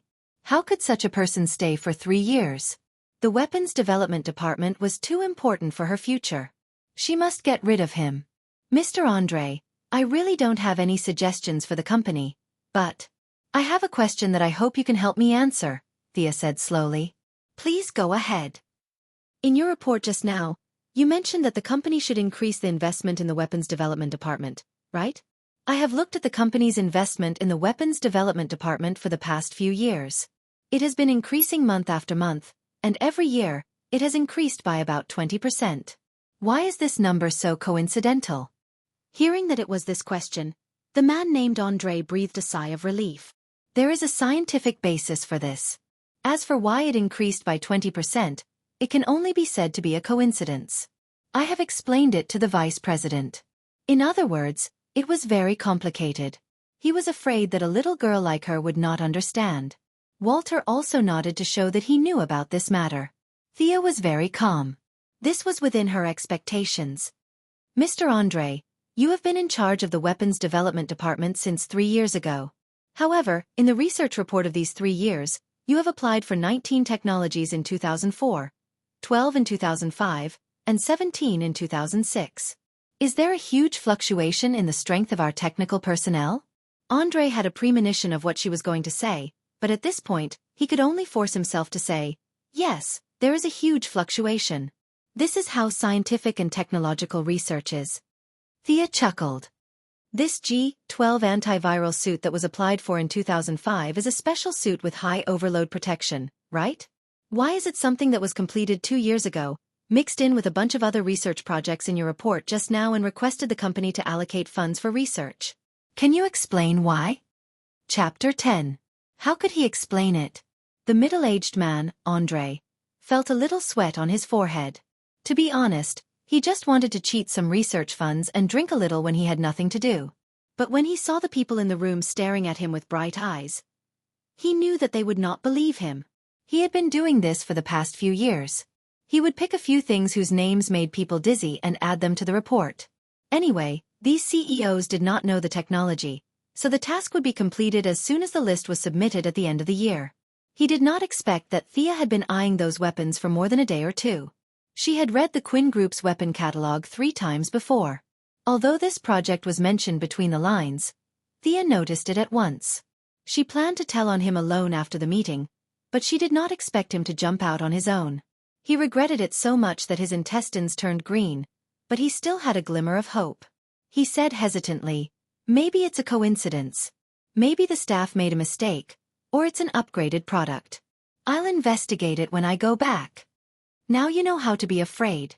Where's the enthusiasm to laugh at me just now? How could Thea let him off so easily? She took out a piece of paper from her bag and waved it. This is the index report of the antivirus suit. It was downloaded from our intranet. Can you let me see your personal computer? According to the regulations, the former director of the group needs to make an expected plan for all projects. Let's compare your plan with the index in this report and see if there is any difference. The middle-aged man named Andre had the urge to bang his head against the wall. Didn't this girl say that she wanted to join the company yesterday? How could she know the process so well? How did he write his preliminary plan? Could he show it to them? After thinking for a while, it seemed that he had copied it. The evidence in the computer was enough to sentence him to 10 years in prison. He imagined himself holding the bars and singing, "10 years later, we can still be friends and greet each other." But that kind of gentleness, can't find a reason to hug each other? This image was too vivid. He would rather die than let them see his personal computer. But he had no clear reason to refuse. Looking at Moira, who was sitting on the main seat, staring at him with a smile, he could only wink fiercely, hoping that she would forgive him once for his past contributions. At this time, several people around him began to criticize him. "Miss Quinn is right. Andre, we want to see your personal computer. Andre, you're a parasite of the group. I've long noticed that there's something wrong with you. You still don't want to confess? My uncle's neighbor works at the Star City police station. I've already reported you." For a moment, the solemn meeting room turned into a wet market. Whether they were on Moira's side or not, they all criticized Andre for his selfish behavior. In fact, the Quinn family was so rich that no one would care if you secretly took a few. At least, that was what the mother and daughter thought. Walter was so loyal, and with the nourishment of love, he even had an investment company outside. Who didn't have some selfish motives? But you, Andre, did not do a good job. You were exposed by a 15-year-old girl. This is enough to make your name go down in history. This made the managers who boasted of their high IQ feel embarrassed. Your personal behavior lowered the overall IQ of the company. What if one of the people in this room works with you in the future? Once they hear that you have worked with them and remember your glorious deeds today, they will not dare to hire us. This kind of behavior must be suppressed. For a moment, everyone was criticizing him. The initiator, Thea, smiled and touched her chin. Suddenly, she realized that she could not grow a beard. She turned her head and looked at Moira with a little frustration. When she found that her mother was also looking at her, she immediately understood that her mother was standing up for her and was waiting for her to speak. Thea did not want to make things too ugly on her first day of work. She nodded gently, indicating that this matter could be overturned. Moira was very angry at first. Yesterday, she had informed them in advance. Since it was the young girl's first day of work, they had to give her some face. She knew what kind of conduct her subordinates had, but there was no evidence or the right opportunity, so she had not done anything. What's more, the new person might be even more greedy. She had been keeping one eye open and the other closed. As long as they did not go overboard, they would all be fine. In fact, it did not make much difference whether the Quinn family's assets were 100 million or 101 million. Anyway, she knew that they were not as rich as her, but the premise was that they did not cross the line. Today, Andre's behavior obviously crossed the line. Just as she was about to stop this matter to protect her daughter, she did not expect Sia to resolve the situation so easily. She even made a beautiful counterattack. This made her think to herself, did I not realize that my daughter is actually a genius in management? She had just given her the information yesterday, and today, she used those obvious things to bring down a supervisor. She did not have this kind of talent when she was young. In order to stand up for her daughter and support her, she chose to ignore Andre's pleading eyes. It was not until Thea nodded that she let the matter go that she said slowly, "Today's meeting will end here. The meeting is adjourned now." As for Mr. Andre's treatment, she did not even mention it. On the one hand, he was a candidate recommended by another shareholder, so it was not easy for her to deal with him. On the other hand, Thea was Malcolm's biological daughter. With Malcolm's mentality of killing everyone who dared to touch him, this person was dead meat. There was no need to talk nonsense. It turned out that Moira's guess about her old lover was completely correct. Malcolm was an underground emperor with thousands of troops coming to meet him. Everyone in the city was his underlings. What's more, a large company like Quinn Enterprises had more than a dozen executives either threatened or bribed by him. He knew the whole process of the meeting very well because he watched the video version. When he saw his daughter walk out of the haze and enter the meeting room with a normal expression, he was very happy. After that, her performance could only be said to be a surprise. Thea's calmness, magnanimity, wit, and manners made him feel like he was looking at a younger version of himself. Although it was the female version, fortunately, Europeans and Americans did not have a preference for boys. The Queen of England and the Queen of the Netherlands were all women, and there were countless duchesses and countesses. Gender was not an issue. When he found that Moira had let go of the culprit who made his daughter angry, he was not worried. That was because he had already instructed his underlings to find a viaduct for Mr. Andre. The future peer of the viaduct would be tall and sturdy, with good load-bearing performance. There would be a lot of people around it. He did not charge him any accommodation fee, so he believed that he would not feel lonely at night. Mr. Andre, who was going to become the pillar of the American TV series, looked at his daughter's performance and was completely worthy of the word excellent. As the saying goes, there is no harm without comparison. His excellent daughter compared to his own son was a big embarrassment. He called Tommy but he did not pick up. When he went to the door, he did not meet him. When he sent text messages, he did not answer. It was a competition of ability, but his daughter had already run 200 meters, and his son had not even reached the starting line. This made Malcolm, the great schemer, not know what to do. Chapter 11. Tommy had been very happy without Xia's harassment for the past few days. He and Laurel were progressing very quickly. They were gradually changing from physical communication to emotional communication. This was the worldview of the Europeans and Americans. First come first, then talk about feelings. It was like buying a computer and looking at the hardware before looking at the software. The software could be modified later, but if the hardware was not good enough, then it was really not good enough. Life was not always happy. Young Master Tommy naturally had his troubles. He didn't know what was wrong with his father. He came to find him every 2 or 3 days and called him to harass him. Yesterday, he even sent him a text message telling him to go to work in his company. He said that he wanted to compete with Thea. Why should he compete with Thea? If he said that he was going to Quinn Enterprises or Thea was going to Merlin Group, then it would be reasonable for them to compete. Now that everyone was going back to their own homes and looking for their parents, how could they compete? After reading the text message, Tommy was even more certain that his father's paranoia had entered the final stage. He couldn't even make sense of basic logic. One day, after Tommy and Laurel finished their meal, they threw their credit cards and prepared to go back to do some physical and mental exercises. Soon the waiter came back and bowed, saying, "Sir, please give me cash." "What's wrong? I've been eating here all the time. Why do you want cash today?" Tommy's character was very good. Although he was a little embarrassed in front of his girlfriend, he was not angry and asked in a gentle tone. The waiter didn't dare to offend this regular customer. This customer never asked about the price, but he was a big customer of his restaurant. He bowed and said, "Your credit card has been blocked. Can you give me another one?" After that, he changed 3 cards, but he didn't get a single cent. His proof of credit cards were all blocked. Tommy knew that his father must have done something immoral, so he had to pay next time. After sending Laurel back to her apartment, Tommy was not in the mood to exercise anymore. He told her to do yoga by herself. Tommy angrily ran back home. This was the first time he had returned home in a month. Malcolm was dressed in a warrior's outfit. He sat on the floor, with 2 teacups and a teapot on the table in front of him. The word Zen was written on the wall behind him. He hoped that he could calm Tommy down and make him listen to his story patiently. It turned out that he was just flirting with a blind man. Tommy and Oliver had dropped out of school before they even finished elementary school and went to the nightclub to compete to see who could be more promiscuous. Tommy didn't even know all the English words.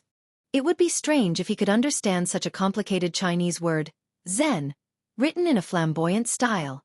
Seeing his father sitting there motionlessly with his eyes closed, Tommy was scared out of his wits. Thinking that his father was dead, he reached out to check if he should call a doctor or a lawyer. After understanding his purpose, Old Ma was so angry that he was no longer in the mood to tell the story. He said stiffly, "Go to work at the Merlin Group tomorrow." Ignoring Tommy's strong protest, he left in a huff. Tommy, who had failed in the negotiation, knew that he couldn't win against Old Ma. His relationship with Laurel had just begun to warm up. Although the loss of their financial resources did not affect their relationship much, Laurel was ambitiously planning her own law firm. With his education level, the only thing he could help her with was money. Although he was mentally prepared to perform well so that his father could restore his pocket money as soon as possible, Tommy still overslept the next day. He didn't arrive at the Merlin Group until 10 o'clock in the morning. There was too much nightlife, and he didn't have the habit of working in the morning. It wasn't easy to adjust his biological clock. Malcolm didn't make any excessive demands. Like Quinn Group, he gave Tommy the position of CEO's assistant. Tommy was 6 years older than Thea, and he was also a man. It was only fair that he be given a relatively lower position, but old Ma couldn't care less. According to the news from the insider, Thea had basically sorted out the middle and senior management of the group in just 3 days. She could remember everyone's name, birthplace, and the university they graduated from. She could also cater to their interests and talk about some topics that they were interested in. Yesterday, it was the birthday of one of the middle management members, and she had even sent gifts in the name of the corporation. This morning, she had made a suggestion about humanizing the office. Almost no one objected to the suggestion, because there was no reason to object. In any case, in the real-time video sent to Malcolm by the informant, no matter who it was, they all expressed their support for this proposal. Several human resource management experts under Malcolm gave Thea high marks without knowing her background. Her only weakness at present was that she was a little young. As for the impact of her education, it wasn't that big. There were many entrepreneurs in Europe and the United States who dropped out of college to start their own companies. Tommy, who didn't even graduate from primary school, was able to join the company. Thea's high school education was even higher than his. Looking at the comments given by his subordinates, Thea was smart, witty, flexible, and knew how to make use of her own advantages. There were almost no negative words. Malcolm was both proud of his daughter's excellence and worried about his son's incompetence. He pulled up the group's monitor to see what his son was doing. After searching for 10 minutes, he found that Tommy was happily chatting with the receptionist. He was so angry that he hurriedly took out a quick-acting heart reliever pill and took it. He secretly hated Oliver, who was suspected to be dead but was actually still alive. His son was so honest when he was a child. It was that kid who led his son astray. He had eyes and ears in Quinn Group, and Moira also had people in Merlin Group. Tommy's performance on the first day was passed to her desk. Compared to the daughters of several branch directors who were video chatting outside the CEO's office, Moira felt that she had won the competition. There was no doubt about it. Looking at Tommy's Playboy performance, as a mother, she automatically thought that it was Tommy who led Oliver astray. She thought about how well-behaved Oliver was when he was a child. At this time, Oliver, who was far away in Purgatory Island in southern China, sneezed loudly, unaware that someone was thinking about him. Focus, you have to learn how to survive, do you understand? Yao Fei, who had a long beard and messy hair, was leading Oliver through the jungle. The two had been together for more than a month, and now Yao Fei had begun to talk to him in English. He didn't know what was wrong with this master's brain, but he had a great ambition to correct Oliver's playboy habits and train him to be his successor. His teaching method was very primitive, which was to beat him up. If he didn't accept it, he would beat him up. Most of the Green Arrow's martial arts were physical memories, which were all beaten up by his own people and enemies.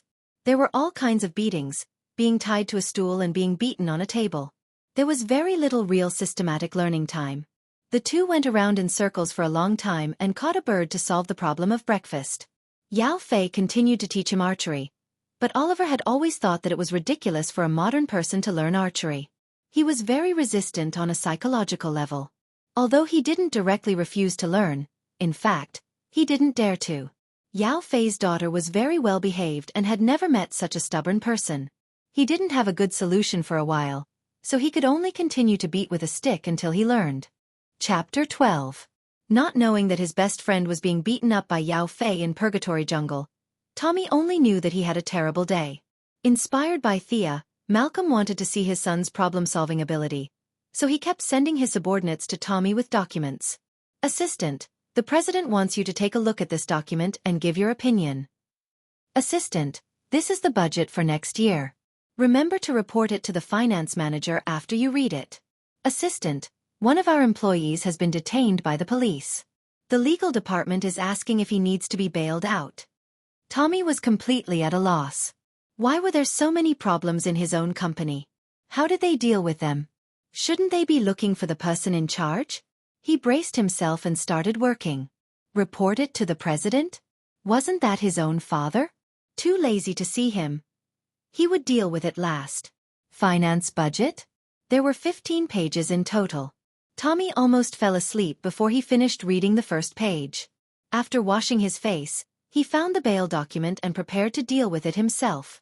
On the one hand, he wanted to get some fresh air.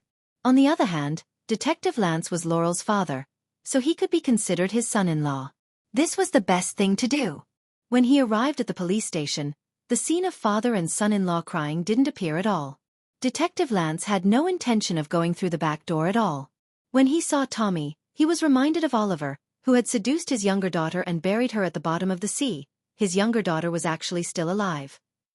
He didn't have a good impression of this foppish playboy who was trying to seduce his elder daughter again. If it weren't for his integrity, he would have arrested Tommy, not to mention bailing him out. In short, Tommy had a very gloomy day. Malcolm wasn't discouraged after learning about his son's misfortune. He set a small goal for himself. After all, he had the black money and didn't care much about the company, so he wasn't afraid of losing money at all. He would endure it for a month and see how far his son could go. At the same time, he got up and prepared to test his daughter's courage. Tommy wasn't having a good time.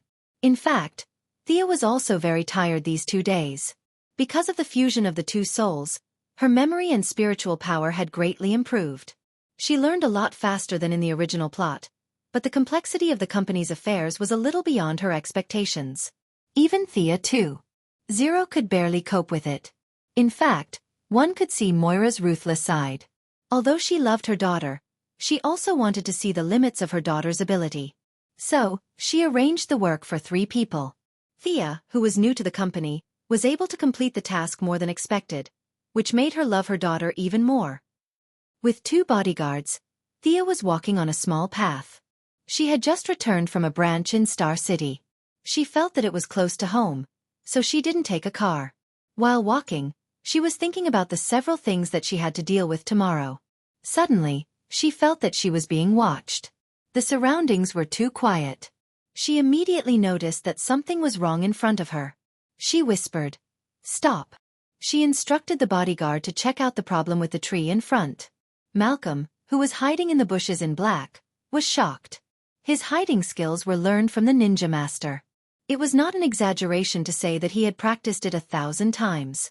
Didn't you see that the 2 Special Forces bodyguards didn't notice him at all? The fact that the little girl was able to detect him meant that she was born with a strong sense of intuition. She was able to surpass the Special Forces without any training.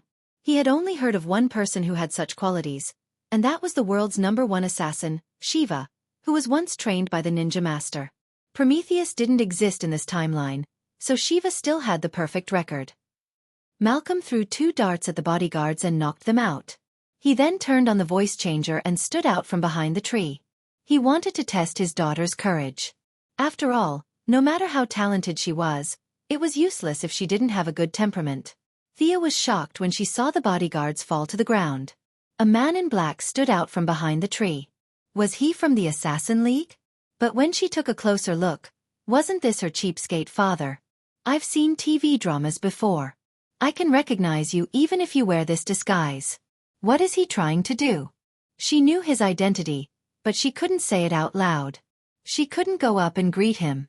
"Hi, Pops. Have you eaten?" Thea pretended not to know who he was and asked calmly, "Who are you?" "Who I am is not important. Do you know how much your life is worth?" Malcolm's hoarse voice came through the voice changer. This voice changer was really a treasure. She had to get one in the future. In her memory, except for Superman, who didn't even wear a mask, the rest of the heroes and villains had one. She didn't know if it was expensive or not. She didn't have much pocket money. But seeing that old Ma was still waiting for her reply, she thought for a moment and said, "I can feel that you don't have any bad intentions. At least, you don't have any killing intent." Yes, she had some impression of most of the heroes and villains. As long as she found their names, she would be able to identify them. She was the only one who had this ability. The so-called good intentions and bad intentions were the easiest to judge. Very intelligent child. You're not bad. Do you have any wishes? What kind of stupid question was this? Thea guessed that he was here to teach her skills. He just wanted to maintain the illusion that he didn't know kung fu. So, she changed into a disguise. She had been looking forward to this moment for more than a month. She answered loudly, "I need strength to protect my family and myself. It's too difficult for a woman to live in this world. I need great strength."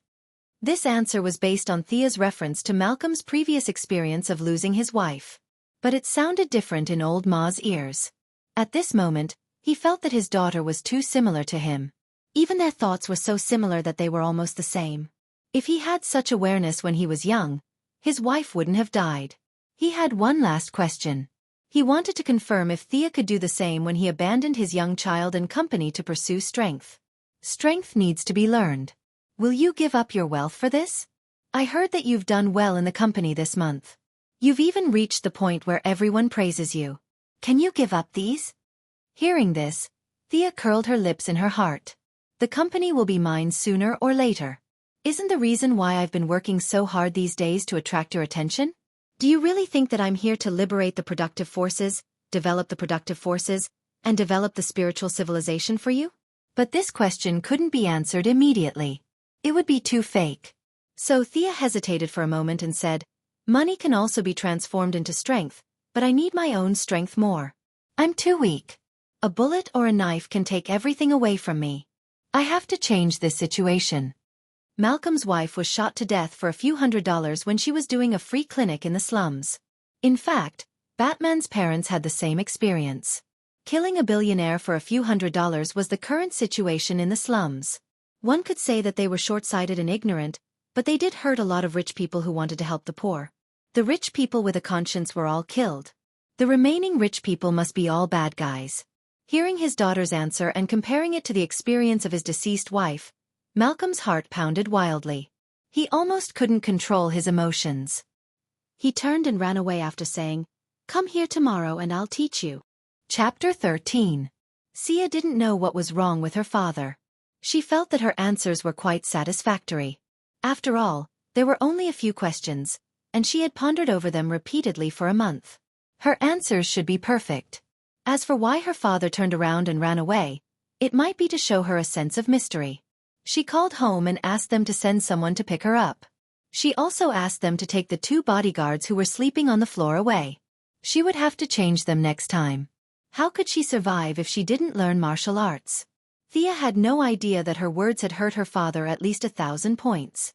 She ran away and took off her mask. Malcolm panted heavily as he thought of his younger days and the phone call from his late wife. Tears flowed uncontrollably down his cheeks. He thought that money could bring him everything. If he had the same mindset as Thea, his wife wouldn't have left him. Stumbling back to the Merlin mansion, he locked himself in his room and hugged his wife's photo album for the whole night. When the sun rose, he asked the butler and found out that Tommy was still not home. Now, he was too lazy to care about him and let him be for a while. He took out a box from the safe in his bedroom and told the driver to go to the Quinn Group. He didn't ask for directions when he arrived at the company. After a few turns, he found Thea. He watched videos every day and was more familiar with this place than his own company. "Hey, Thea." Malcolm walked up to her and greeted her softly. Thea was working on a document at her desk. She didn't pay much attention when she heard someone come in. She thought it was an employee. However, she immediately realized that the voice was not right. She looked up and saw the middle-aged man looking at her with a burning gaze. Why are you here?" Although they had just met last night, he thought that she didn't know and pretended not to know. This should be the first time they met after her identity was exposed. At least, it was the first time they met under this alias. "Can you accompany me for a cup of coffee? I want to talk to you," Malcolm said earnestly. Thea also wanted to talk to him and see if she could resolve his hatred for the slums. Perhaps if she could, she would not have to fight with Olivier. After all, both her brother and her father were her closest relatives. Nodding, the two of them left the building, found a cafe, ordered 2 cups, and started a long conversation. "Child, do you know that you're very much like my wife? Just as smart, young, and energetic. It's funny. I even suspect that you're my wife's biological daughter and Tommy is Thea's. You look so much like her." Malcolm looked into Thea's eyes and said seriously. Thea thought to herself, "You're kidding me. What I said last night must have affected him a little, making him feel that my figure has merged with his late wife's to a certain extent. This can be considered a lucky hit. You didn't say that in the original novel. In the original novel, you said that I was a natural warrior. Listen to this. Is this something a father should say to his daughter?" He really didn't know how to talk. No wonder he had been single after his wife died. "Can you tell me more about her?" I've only seen her photo from Tommy. It was definitely a good idea to cater to her preferences. Anyway, Sia was too lazy to go back to work today. Moira had a lot of spies, so she should know the reason. We have nothing to do. It's working hours now, and there aren't many people in the cafe, so let's talk. We met on the train. At that time Malcolm had not talked about these things since his wife's death. It was rare that someone was willing to listen to him today. He started from the first time they met. As for whether it was illogical to talk about the legal wife with an illegitimate daughter, he did not think too much about it. At that time, she was running a free clinic in the slums. On her way home, she was robbed by a homeless man. There was no grudge between them. She fell into a pool of blood and called me 3 times for help. Unfortunately, I was sulking at the time and did not pick up the phone. I had planned to pick her up one day. I hate myself. Malcolm slammed the coffee table as he spoke. It was obvious that he had been holding this matter in his heart for a long time. Thea felt the same way. Was Tommy's mother a good person? She was definitely a good person. It was just fate playing a joke on her. If she had the power, this would not have happened. Thea was more and more convinced that she had chosen the right path. It was too difficult for a woman to live in this chaotic world. She had to have the power to protect herself. She patted Malcolm's hand gently. She's so kind. I'm sure she'll forgive you, Dad. Her voice was as soft as a mosquito. On one hand, she was not used to it. On the other hand, she was still not used to it. But seeing him in so much pain, she still wanted to comfort him. You don't need to acknowledge me as your father. You will always be Thea Quinn. Your family, your friends, and everything that belongs to you are there. I will only support you and protect you silently. I will not let anyone hurt you.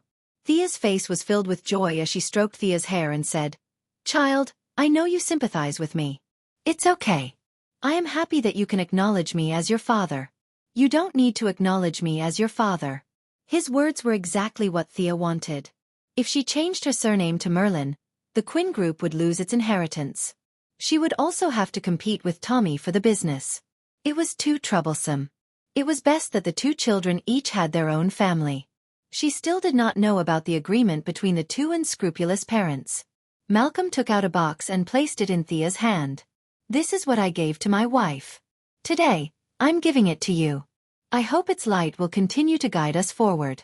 After that, he tidied himself up and left the cafe. Thea opened the box and found a very delicate necklace. A sky blue gem hung on the silver chain.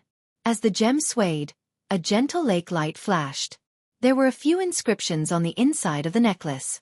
Thea did not recognize a single word. It didn't seem like something from the modern era. She had planned to persuade Malcolm to let go of the slums, but he had left before she could even talk about it. He seemed to have consciously avoided this topic. This was a knot in his heart. How could she talk it out of it?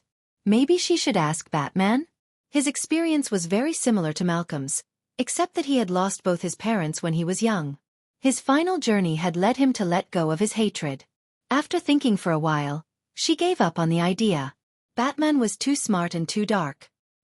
He was known to be able to defeat 90% of heroes and villains with his intelligence and technological weapons. Yes, he was even wary of heroes of justice. She had a lot of secrets. It was better to stay away from him. Could she only slowly influence him with familial love? There were less than 6 years left. At this moment, Malcolm was not a big boss in Thea's heart. He was just a pitiful man who was avenging his dead wife. Chapter 14. Her mood was affected and she was too lazy to go back to work. She picked up the phone and called her mother. Mom, I'm going out for a walk. I'm not going back. Thea, did he say something to you? Are you okay? Moira asked anxiously on the phone. I'm fine. We had a good talk, hee. Thea chuckled on the phone. In fact, they had a good talk, but she was afraid that Moira would be worried, so she reported it to her mother.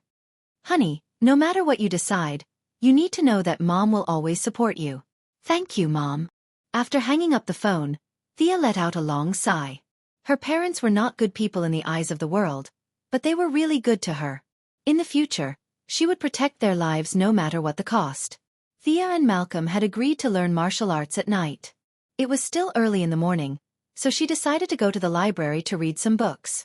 She wanted to know more about this world. Just as she stood up and was about to leave, she saw a pink figure bump into her with a bang. "Io, who's in such a hurry?" Behind Sia was the coffee table, so she sat back down after the collision. It was not a big deal. The other person who bumped into her was not as lucky as her. Sitting on the floor in front of her was a girl. She was wearing a pink dress and a beige jacket. She had blonde hair and a pair of square-framed glasses. She was in a daze, looking at Thea blankly, not knowing what had happened. This person looked familiar. Her hair color, her expression, and most importantly, she was wearing the Quinn Group's badge with her name on it. This was a character that she liked very much in her previous life. She looked really beautiful with the glasses. No wonder the three heroes, Green Arrow, Lightning, and Atom, were so attracted to her. Thea crossed her arms and pretended to be cold. "Miss Felicity Smoker, can you tell me why you're here during working hours?" She pointed at the surroundings. The blonde girl, Felicity, was tongue-tied. "Coffee. Noah. I'm here to write a report." "Yes, a report." This girl's words were interesting. She looked dumb, but she was actually very smart. She was one of the future Green Arrow team members, the world's top hacker. But now, he had turned over a new leaf and was living in the Quinn Group. "Who are you writing a report to? Let me ask." Thea took out her phone and continued to tease him.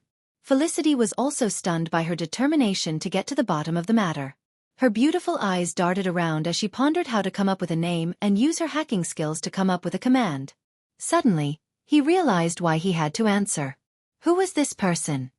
He immediately asked. "Who are you? Why should I explain to you?" "Ha! This guy doesn't recognize me?" It seemed that there were still corners of the company that he had not seen yet. She must have hidden somewhere to sleep while he was patrolling. She took out her ID from her bag and showed it to her. "Thea Quinn? Who was this?" "Hey!" he shouted loudly, which attracted the attention of the waiters in the cafe. Thea almost fainted. This girl was always so flustered. It was really impossible to work with her if she had a heart condition. "Did I?" "All right, I did. Are you the young lady from the Quinn family?" Felicity covered her mouth in disbelief. Thea nodded. Felicity was still in disbelief. She took out her personal computer and clicked on it to turn the interface around. She pointed at the image and said, "Is this you? I always thought that this photo was taken very well. It's very beautiful." Thea looked down at the image. It was a photo. The environment was very familiar. It seemed to be a photo of her getting drunk at a bar a few days ago. "Who took this? The angle is not bad. It perfectly combines my natural beauty with my melancholy aura. Not bad at all. However, it's not appropriate for you to hack it out of a certain server in front of me, right? Miss Smoker, where did you get this photo?" "Ah, I found it from the newspaper." Felicity, the blonde, realized that she was in trouble. She tried her best to explain as she pointed her fingers around, as if Sia's picture was plastered all over the street. "Miss Felicity Smoker, you won second place in a national information technology competition at the age of 19. You also have a master's degree in cybersecurity and computer science from MIT. I know a lot about you, so..." As the only person in the Green Arrow team who was highly educated, Thea remembered Felicity's resume very well. Felicity was speechless. The young lady in front of her had revealed her background in just a few sentences. She didn't even need to use a computer to find out. Did this mean that the Quinn family was watching her? As a top hacker, she was a little scared. Thea was secretly pleased to see that Felicity was a little scared. This was the advantage of knowing the plot. She knew a lot of plots, but she didn't dare to reveal them in front of Malcolm. Today, she finally had the chance to show them off. "Do you want to have a drink with me? It's my treat." Thea still wanted to be friends with Felicity. Felicity pointed at the Quinn family's building in the distance, implying that Felicity should go back immediately. Thea laughed. "Haha, I'm just here to have fun." "You're here to have fun." I'm here to work," Felicity explained stubbornly. "Yes, work. We're all here to work. Put whatever you drink on my tab." In fact, Thea was pretending to be generous. Malcolm was the one who kept all the bills. She just didn't leave. Felicity didn't fully believe her, but she felt that she could live anywhere. The job in front of her wasn't essential, so she started chatting with Felicity. Thea told a few jokes about the company's executives. Felicity also talked about her university life. The two chatted happily. When they talked about the photo, they decided to visit the crime scene. When they arrived at the bar, they saw the bar owner's mistress who served Thea last time. She ordered the mistress to serve the two of them, and the two continued to chat. Felicity looked very honest in her blonde dress suit. In fact, she used to have fun too. She put on smoky makeup and dressed like a punk. It was only after her boyfriend was sent to prison that she changed her appearance. She didn't dislike places like bars. Instead, she felt an inexplicable sense of familiarity. As Felicity continued to talk about her life, Thea learned that she graduated from high school at 16, university at 18, and got her master's degree at 20. She was also a top student. Thea, you're very smart. You finished high school in 2 out of 4 years. University is more exciting. High school is boring. Felicity hadn't touched alcohol for some time. Now that she had drunk a little too much, she wasn't as careful with her words as before. Thea was a little tempted. Previously, she had to participate in the management of the company and learn martial arts. She thought that high school was a waste of time and should just give up. However, after hearing Felicity's words today, it seemed that she could speed up the process. High school in America took 4 years. The content was really simple. Compared to the second year of high school on the other side of the Pacific Ocean, she could definitely pass. If she really couldn't pass, she could still bribe them. Quinn Enterprises sponsored many university laboratories.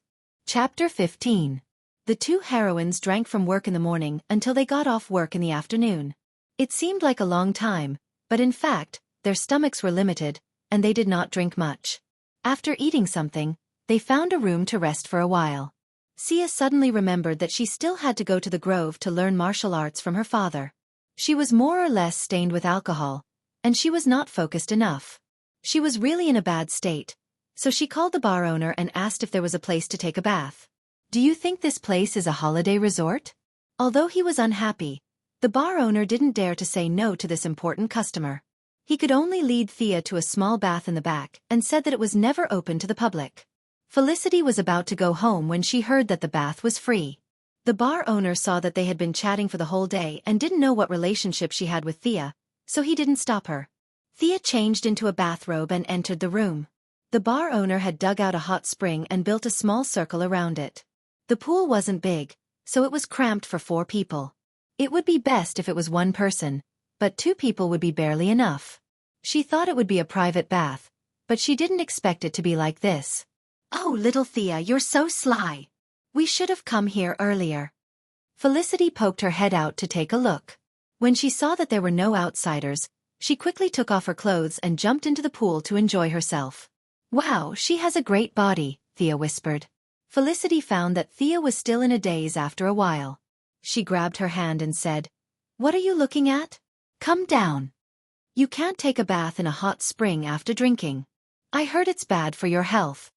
Thea felt that it was inappropriate to be naked without any preparation. She vaguely remembered that there was such a saying, so she quickly explained, "We've been drinking for 3 hours. And that's for people with illnesses. It's fine if we take a bath for a while. I'm studying." "Don't worry." Thea had no choice but to take off her bathrobe and enter the pool. "Hey, there's no one here, right? Why are you still wearing your underwear?" "Wow, Thea, your skin is so smooth." "Hee hee, Thea, you're really small." The unscrupulous female hooligan successfully flirted with the future heroine. Thea's face flushed red, but it was only because of the humidity in the room and Felicity's nearsightedness that she couldn't see clearly. Although it was a little awkward at first, Thea soon discovered that drinking a little wine and taking a nap before soaking in the hot spring was indeed very comfortable. She did not know about this idea, but it also started the prelude of the female superhero alliance having to soak in the hot springs every time they had a meeting. Although she always reminded the girls not to drink, Wonder Woman always said, "We're all superheroes, what's there to be afraid of?" The two of them fooled around and didn't do anything excessive. Felicity drove Thea to the forest and waved goodbye. Thea looked around. Malcolm was not there yet. She needed to calm herself down. She found a tree and sat down cross-legged. In fact, Malcolm had only been there for a while. He had been watching Sia's schedule for the whole day. He had arrived 5 minutes earlier than Xia. Last time, he had been discovered in advance. This time, he was much more careful. In order to test her perception range, he had been observing from the periphery. After comparing some details, he estimated that Thia's effective range of perception was about 10 meters. According to the Assassin League selection criteria, those who could reach 5 meters were considered talented. The world's top assassin Shiva seemed to be able to sense up to 20 meters, but that was a result of years of training. Other than sniper rifles, Shiva could completely dodge all cold and hot weapons. No one could sneak up on her. Thea could not do that, but he believed that with his training, she could completely dodge all mid-range cold weapons within her range of perception. She could also dodge long-range pistols. What an amazing talent! Seeing Thea sitting still under the tree, Malcolm had a certain understanding of her patience. She was smart, talented, and patient. She was tough and young. Even he was a little jealous of her. He stood up from behind the tree and said in a hoarse voice, "Thea Quinn, are you ready for training?" Thea had already noticed him. She just didn't say anything. Malcolm's estimation was wrong. Her perception range was about a 12-meter radius. The original Xia 1.0 was a follower hero. Although her strength was average, she was much stronger compared to the Assassin's League. Now, the enhanced version 2.0 had extraordinary abilities. It seemed like it was just a number, but in fact, it was a huge leap in strength. It was like the difference between a 100-meter dash in 10 seconds and a 5-second run in 5 seconds. It might seem like a difference in numbers, but in fact, it was a huge difference.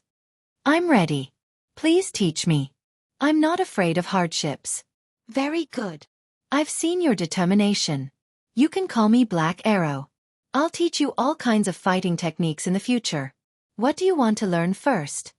Malcolm put his hands behind his back. Thea laughed in her heart. "I want to learn the 72 transformations. Can you do it?" But she still said seriously, "Since you're called Black Arrow, learn archery first. Let me see how good you are." This was a little arrogant. "I came all the way here to teach you, and you want to test me?"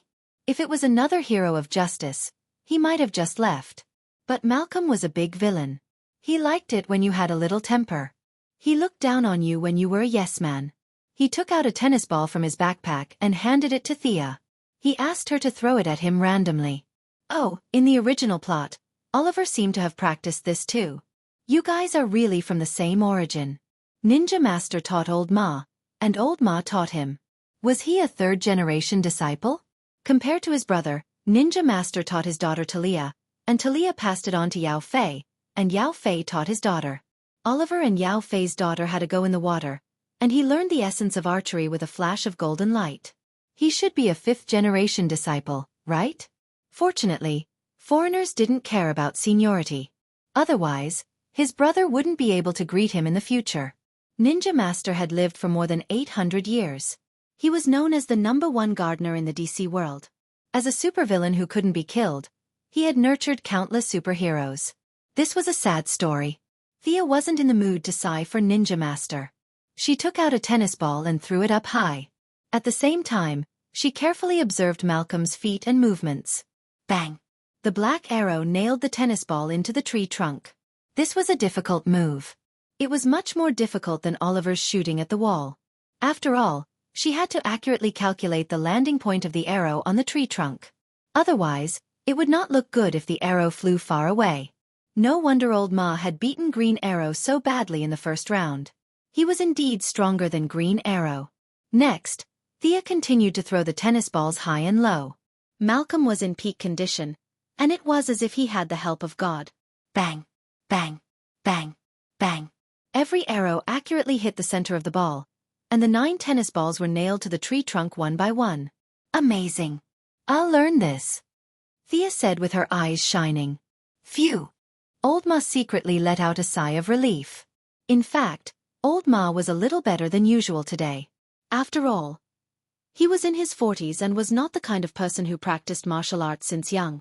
In order not to disappoint his daughter, he focused like never before. If Thea threw a few more balls, he might not be able to hit them. This was the biggest difference between him and Green Arrow. In terms of physical strength or endurance, he was not as good as the young Green Arrow. He could win against Green Arrow if he focused for a short period of time, but he couldn't do it for a long time. Chapter 16. Stand up straight and spread your feet to shoulder width apart. Use your left hand to control the direction of the arrow and your right hand to maintain stability. Use your index finger, middle finger, and ring finger to pull the bowstring. Place your index finger above the arrow's tail, and place your middle finger and ring finger below the arrow's tail. Malcolm constantly adjusted Thea's posture and corrected every mistake. As an archery master, his guidance was very good. He could clearly explain the key points of every action and why it was done. Many people were good at something, but they couldn't teach others. Malcolm was obviously not one of them. Thea held a red, low-weight recurve bow without a sight or stabilizer. This was the disadvantage of women. They were naturally weaker than men. Although there were many female archers in games and anime, it was really difficult to train. Weak strength meant low lethality. In ancient times, the population had been depleted, but there had never been a king who recruited women as archers. In the original storyline, Thea Quinn, a member of the Green Arrow team, was known as the fast hand. She had thought of using high shooting speed to make up for low lethality. However, she later became unknown and even quit the team. It was obvious that this path did not work. She had already come into contact with her own destiny in advance. She could definitely change the trajectory of her life. Thea calmed herself down and silently recited Malcolm's teachings. She knocked an arrow and aimed at a tree 10 meters away. Malcolm drew a red circle in the middle of the tree. She breathed in and out and adjusted her breathing. She stared at the red circle in front of her.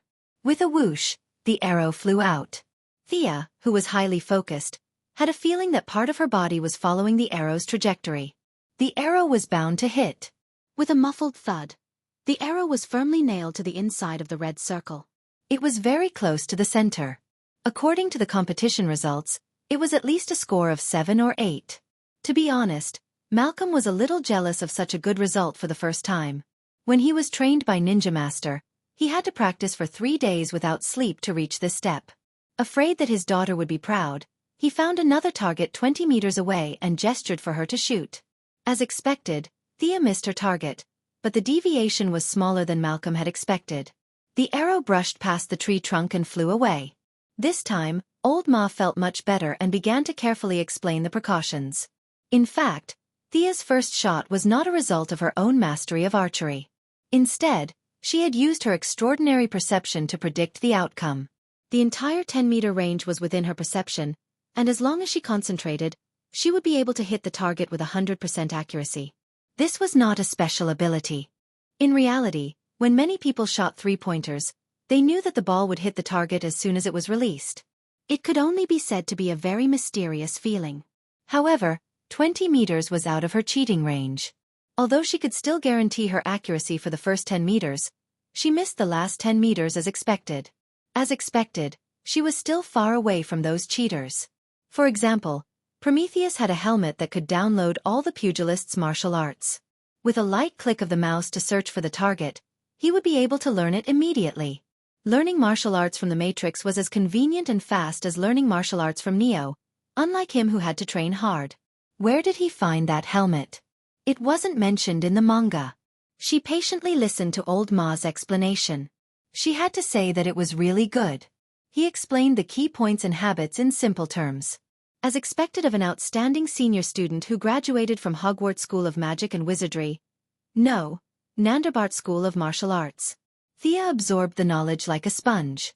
The fusion of the two souls not only brought about the expansion of her perception, but also the depth of her thinking, the speed of her memory, and the sensitivity of her reactions. This was an all-round improvement. If the original Thea was only a quasi-hero, now she had the qualifications to be a first-tier hero. When the lesson was about to end, Thea could already hit a target with a distance of 20 meters. Although it was not 100% accuracy, the result of hitting 9 out of 10 arrows made Old Ma feel sad.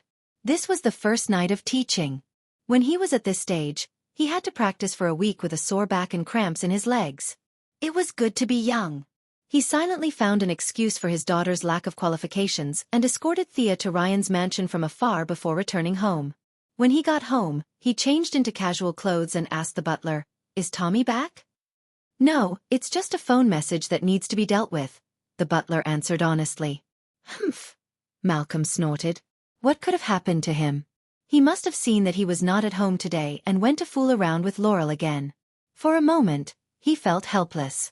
He really did not know how to educate the son left by his late wife. His brain, courage, and tenacity were not like his.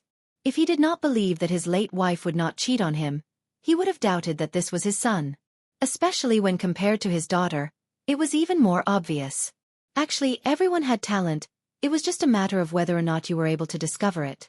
Just like in the foot basin country of another world, during World War II, Ishihara Kanji would praise his country's prime minister in front of everyone every day. It would be great if Tokyo-kun could be kept as a storehouse. He could manage at least 5 machine guns. You must be kidding me if you want him to be the prime minister. Going back to Tommy's problem, it was not that he did not have talent, it was just that he did not use it in the right place. Oliver, who would return to the city in the future, saw Tommy's bright spot. He encouraged his friend to open a bar, and sure enough, Tommy did very well. If it wasn't for Malcolm's big move, the bar chain might have been successfully listed. The more Malcolm thought about it, the sadder he felt.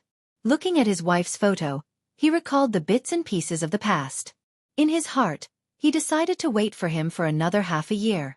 If there was no improvement, then let him do whatever he wanted.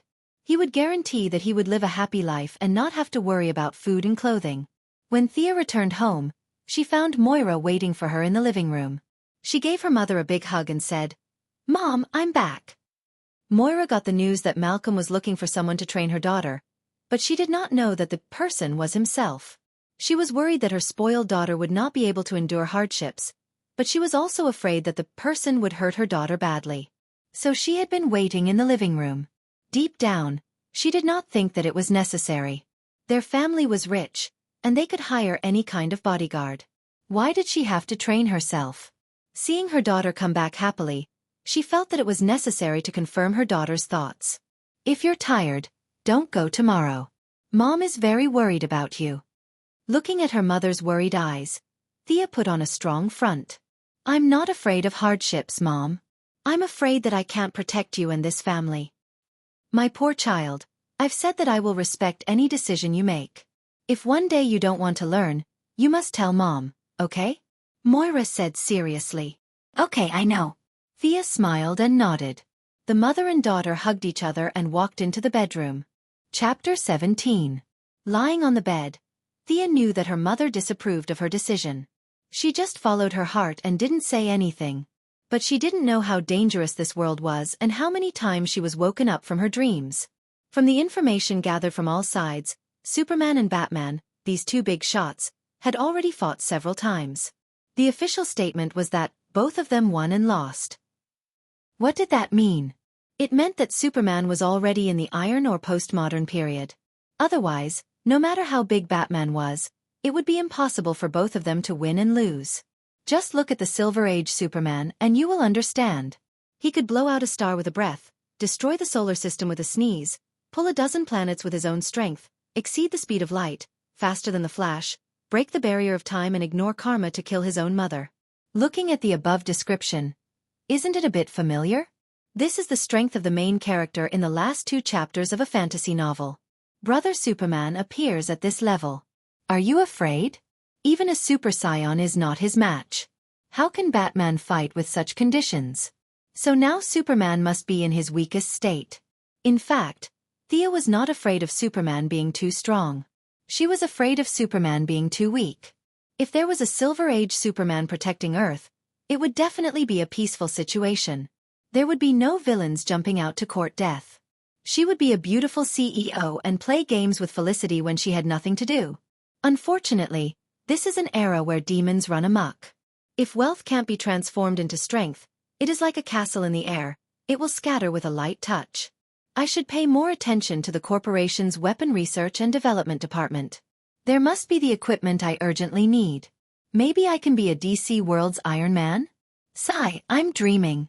In order to keep it a secret, I can only research and develop it by myself or with a few assistants. If I pull Quinn Merlin Corporation into a 5-year plan on a large scale, even if the research is successful, the final result will be eaten by the military. Marvel's Tony still handed over a suit under the protection of S.H.I.E.L.D., not to mention himself. He can only study it alone. However, Tony entered MIT at the age of 15 and graduated with a double doctorate at the age of 18. He can knock out the Mark generation in a cave. I'm also 15 years old, and I haven't even finished high school. Say, I really can't compare myself to others. Although Iron Man's dream was still a dream, Thea still had to go to work and go home the next day. As for graduating from high school, Moira had spent a lot of money on technical research and lobbying work. So far, her results were excellent. If everything went well, she could go to Princeton to study electronic engineering next year. Moira was very supportive of her daughter's decision to go to a famous school, at least more than learning how to fight and kill more efficiently.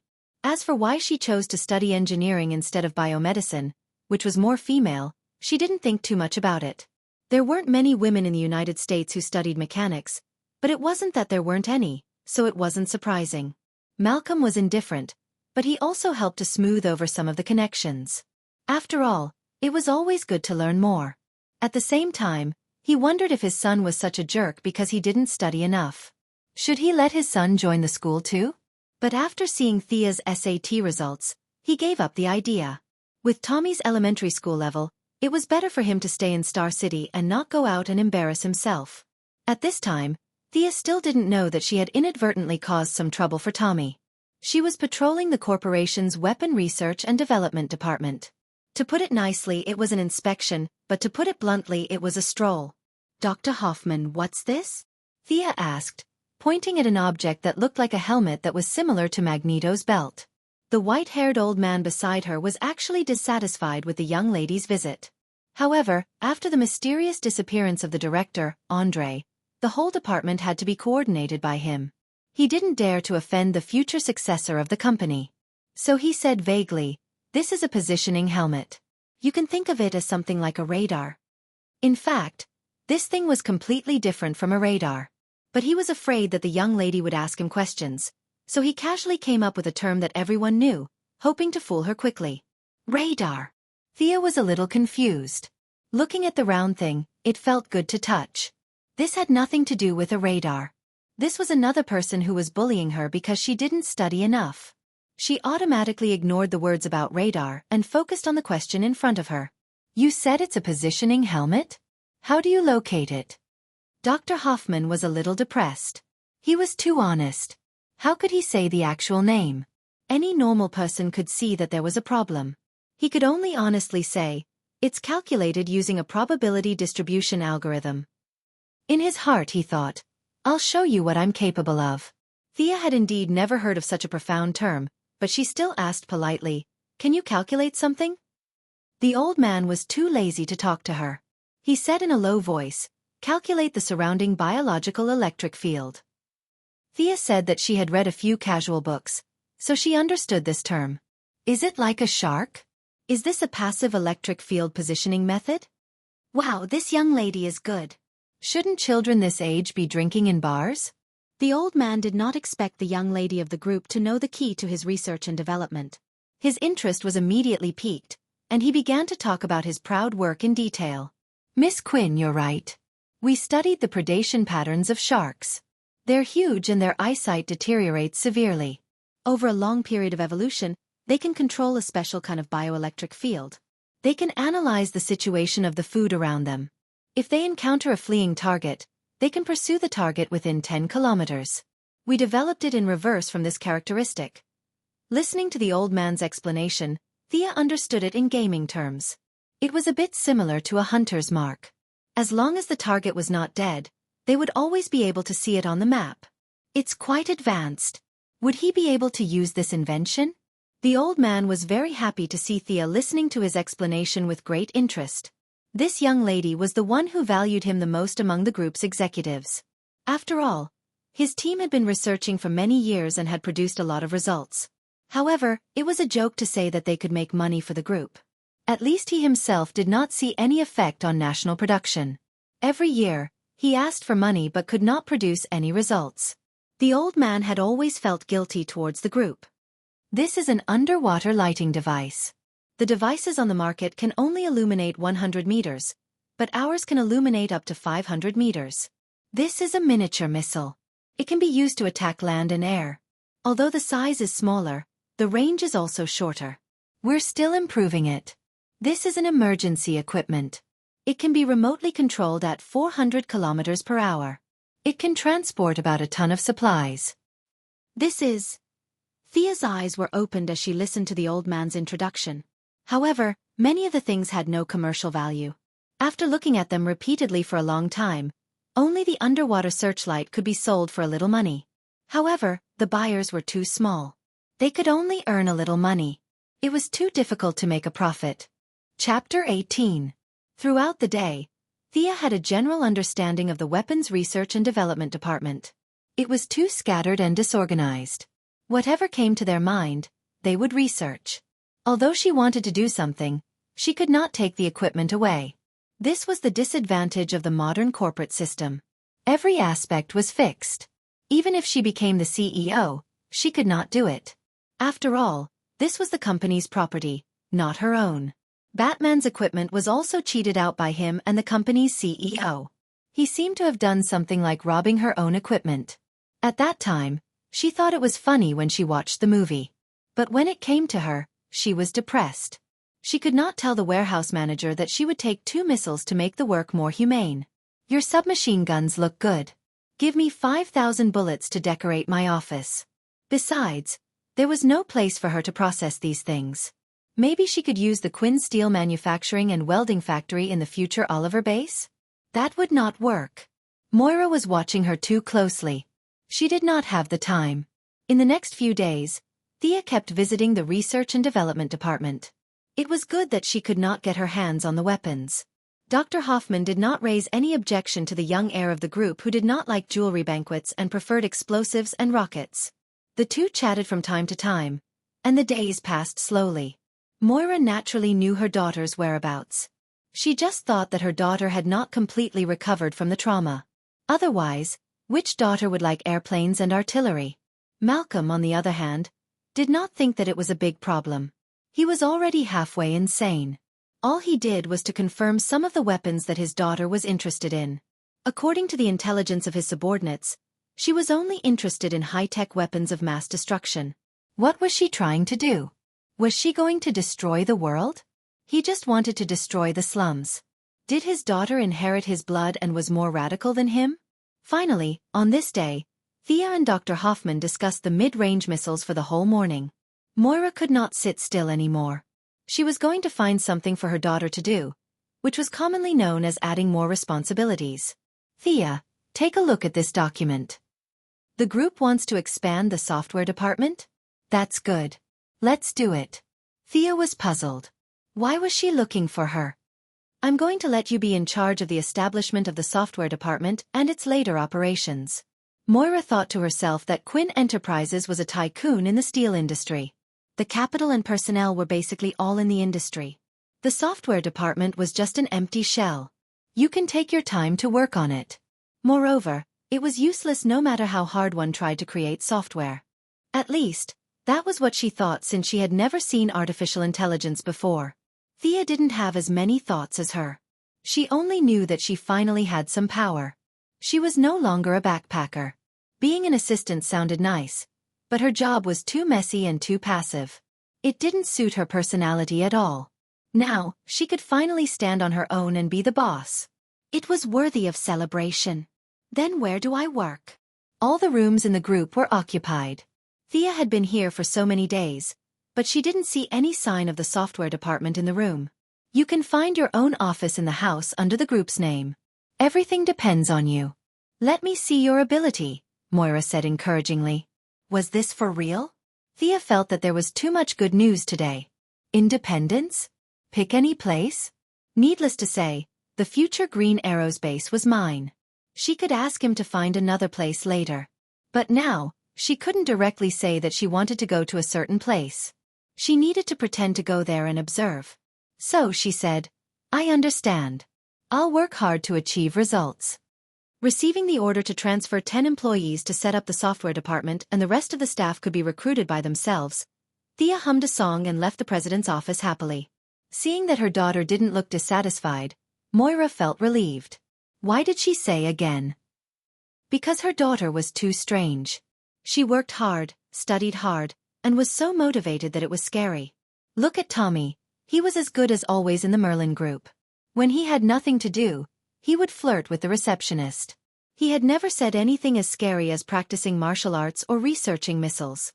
She picked up the phone and ordered her secretary to book a European family tour for Dr. Hoffman of the Weapons Research and Development Department. She asked him to bring his whole family to play. The expenses would be covered by the group. She only had one request, and that was to not come back for 3 months. Dr. Hoffman's wife had passed away many years ago. When he heard the news from the group, he took his 2 sons, a daughter, and a dog to travel around Europe. Finally, he met his destiny in the Aegean Sea. He was very grateful to the group. Of course, this was a story for the future. Not knowing that her new friend got married because of her actions, Thea returned to her desk happily. She took the document and read it twice. God is helping me. If it were other departments, it would be a bit difficult for her, but software? She knew Felicity. With her strength as the world's top hacker, what software couldn't she solve? The two of them had become very good friends after drinking last time. Although it was a bit strange, 2 women could become friends after drinking. Sure enough, the drinking table was a hotbed for improving feelings, regardless of whether it was a man or a woman. She hadn't gone to the office to look for her, so she should help her. Thea's heart was beating a little. Would she agree to give up her position and run around by herself? Thea felt that her mentality was a bit strange now. She was worried about personal gains and losses. In fact, it didn't matter if she refused. I can force her to order. Haha. The place where Felicity worked was really remote. The company's file management and information technology team kept looking for the nameplate and finally found the department in a corner of the 2nd floor. This corner seemed to have a built-in stealth function. Thea bet that she had never noticed this place after so many days. The future Watcher IT woman, Miss Felicity Smokey, had taken off her glasses and was sleeping soundly on the desk. This girl had really touched a lot of lipstick, because Sia saw her drooling and staining a large part of her sleeve red. She knocked on the table. Hey, wake up, don't sleep.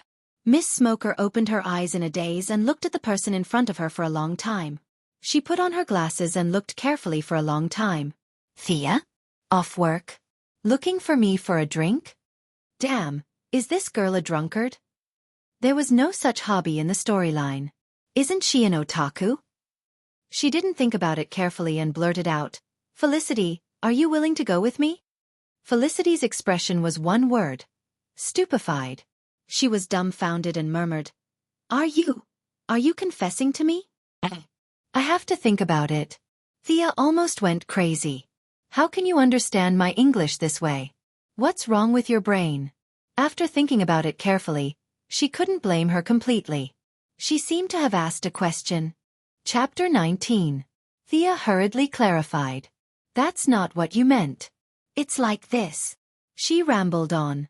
Felicity tilted her eyes and stared at her. She wasn't sure if she heard what Felicity said. You have designs on me. Why is this girl so sharp all of a sudden? Wasn't she always confused? Thea's surprised expression was caught by Felicity. I guessed it. Little Thea, you're not being honest. She picked up her laptop and typed furiously. Our state's laws allow this kind of marriage? Did you plan this all along? Thea stared blankly at Felicity as she searched for all kinds of strange information. Felicity muttered to herself, But you're still too young. You have to be 16 years old to be able to do this. Maybe I can help you change your identity? This firewall sucks. I've never thought about this kind of thing. It's more exciting than men. Do I have this kind of tendency? Oh, I can't go to church for this kind of marriage. But I can ignore the fact that I'm Jewish. She stared blankly at Felicity as she muttered to herself. She blushed as she spoke. How did this misunderstanding come about? I just wanted to ask her for help. How did she misunderstand? And what the hell is a church? Why would I go there? Despite her repeated explanations, Felicity still didn't believe her. She stubbornly thought that her explanation was a cover-up. She said that she could consider developing a relationship with Thea. To be honest, Felicity looked a little unreliable, but she was actually a very charming woman. She stuttered because her brain worked too fast and her mouth couldn't keep up. In the original plot, Felicity had charmed the Green Arrow and the Atom Knight. She was also very powerful. Felicity also liked her, but she just wanted her to help her. It was just that she was thirsty for talent, not this kind of desire. Thea was still standing in front of her desk. Through her collar, she could see a little bit of something below her neck. It looked soft, but she didn't know how to touch it. She suddenly realized that she was thinking too much. She was being led astray by this unscrupulous girl. She hurriedly stopped Felicity from messing around. She had already started to search for places where she could go without breaking the local laws. Stop, please. I just want to ask for your help. We can talk about those things later, okay? Thea also had the thought of sacrificing her body to pull the IT girl to her side. Whether it was the Iron Man suit or other technological weapons, they couldn't do without the support of computer software. Since it was a misunderstanding, then let it be a misunderstanding. She had nothing to lose anyway. As for the Green Arrow team's lack of computer support in the future, it was none of her business. If she really felt guilty, Thea remembered that there was an Esper in Central City who could control bees. His computer skills were also not bad, second only to Felicity. She could recommend him to Oliver. Felicity's father and ex-boyfriend were also experts among experts. Among the 3 heroes of the Faye family, other than this beautiful lady, she could give the rest to Green Arrow. He was quite generous. Thea didn't consider the fact that they were all bad guys. Felicity crossed her arms and stared at her. I knew it. Tell me, what is it? Thea almost fainted. She had already explained twice, but this girl didn't hear a single word.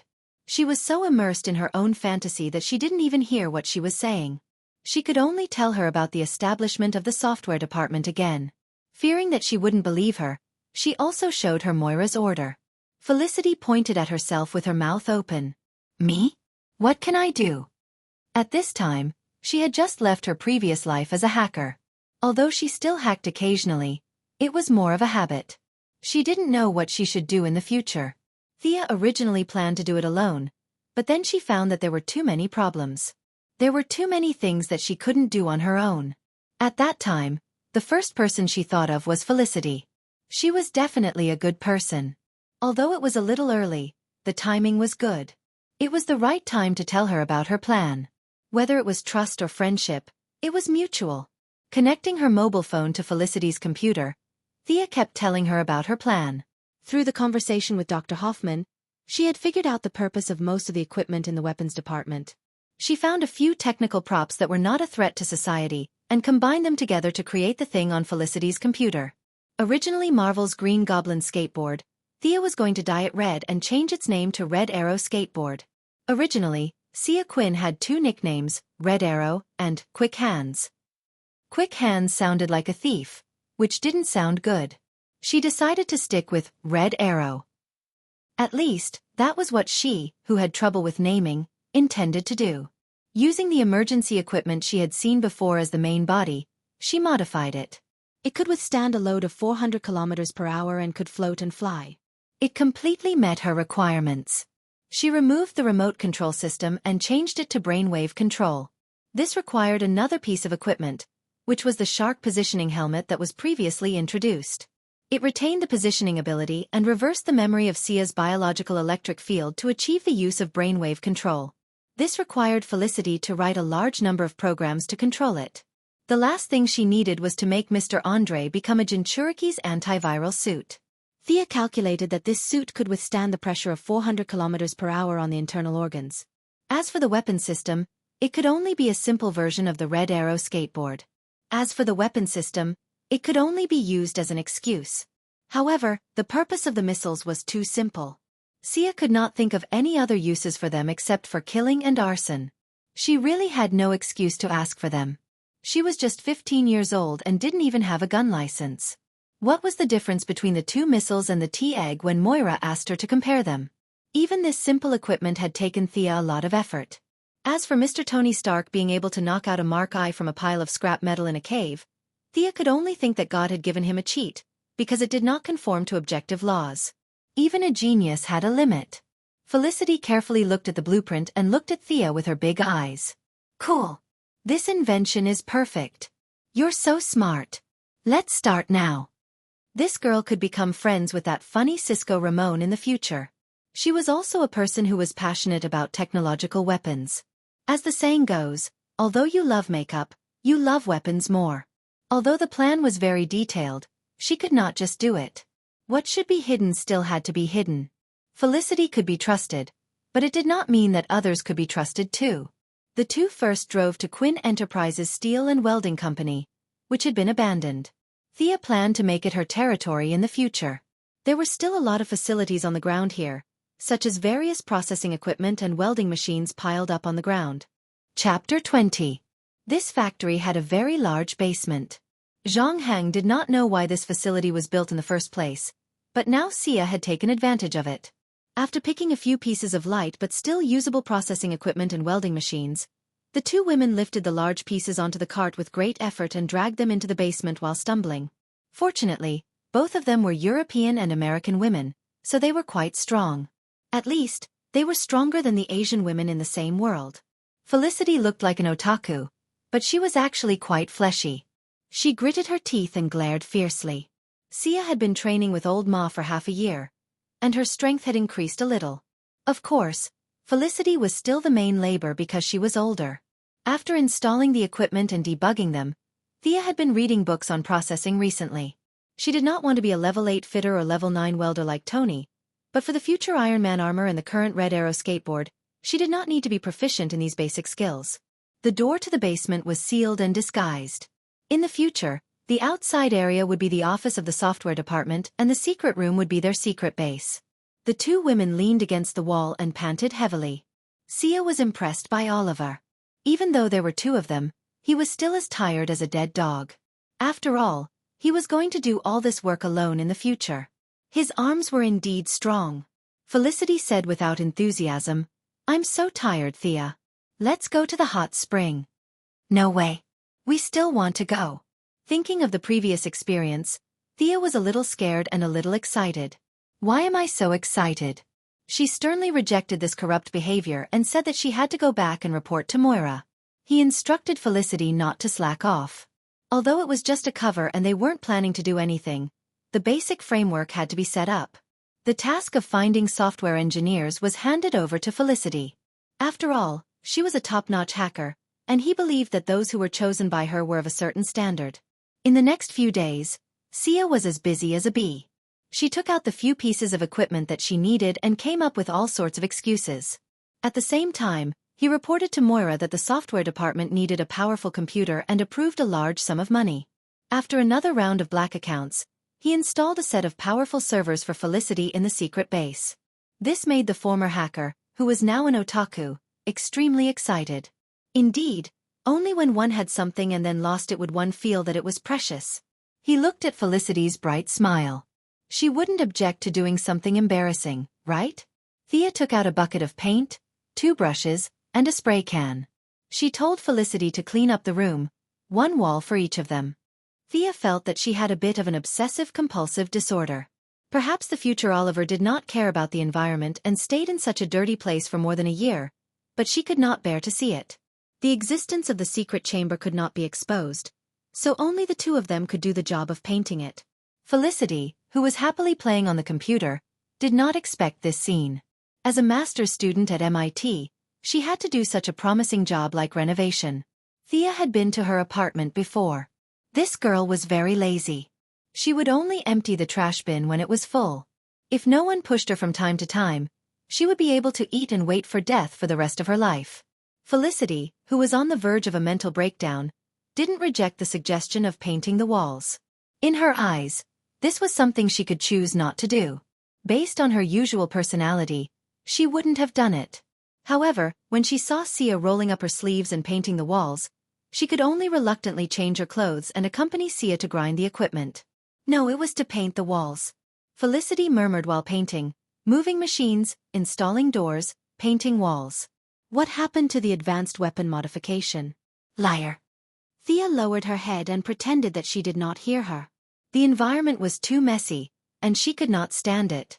She was afraid that she would not be able to do all this work alone, so she asked Felicity to help her. Men and women had different requirements for the environment, and this was also the reason why it was difficult to be a heroine. It was really difficult to build a base.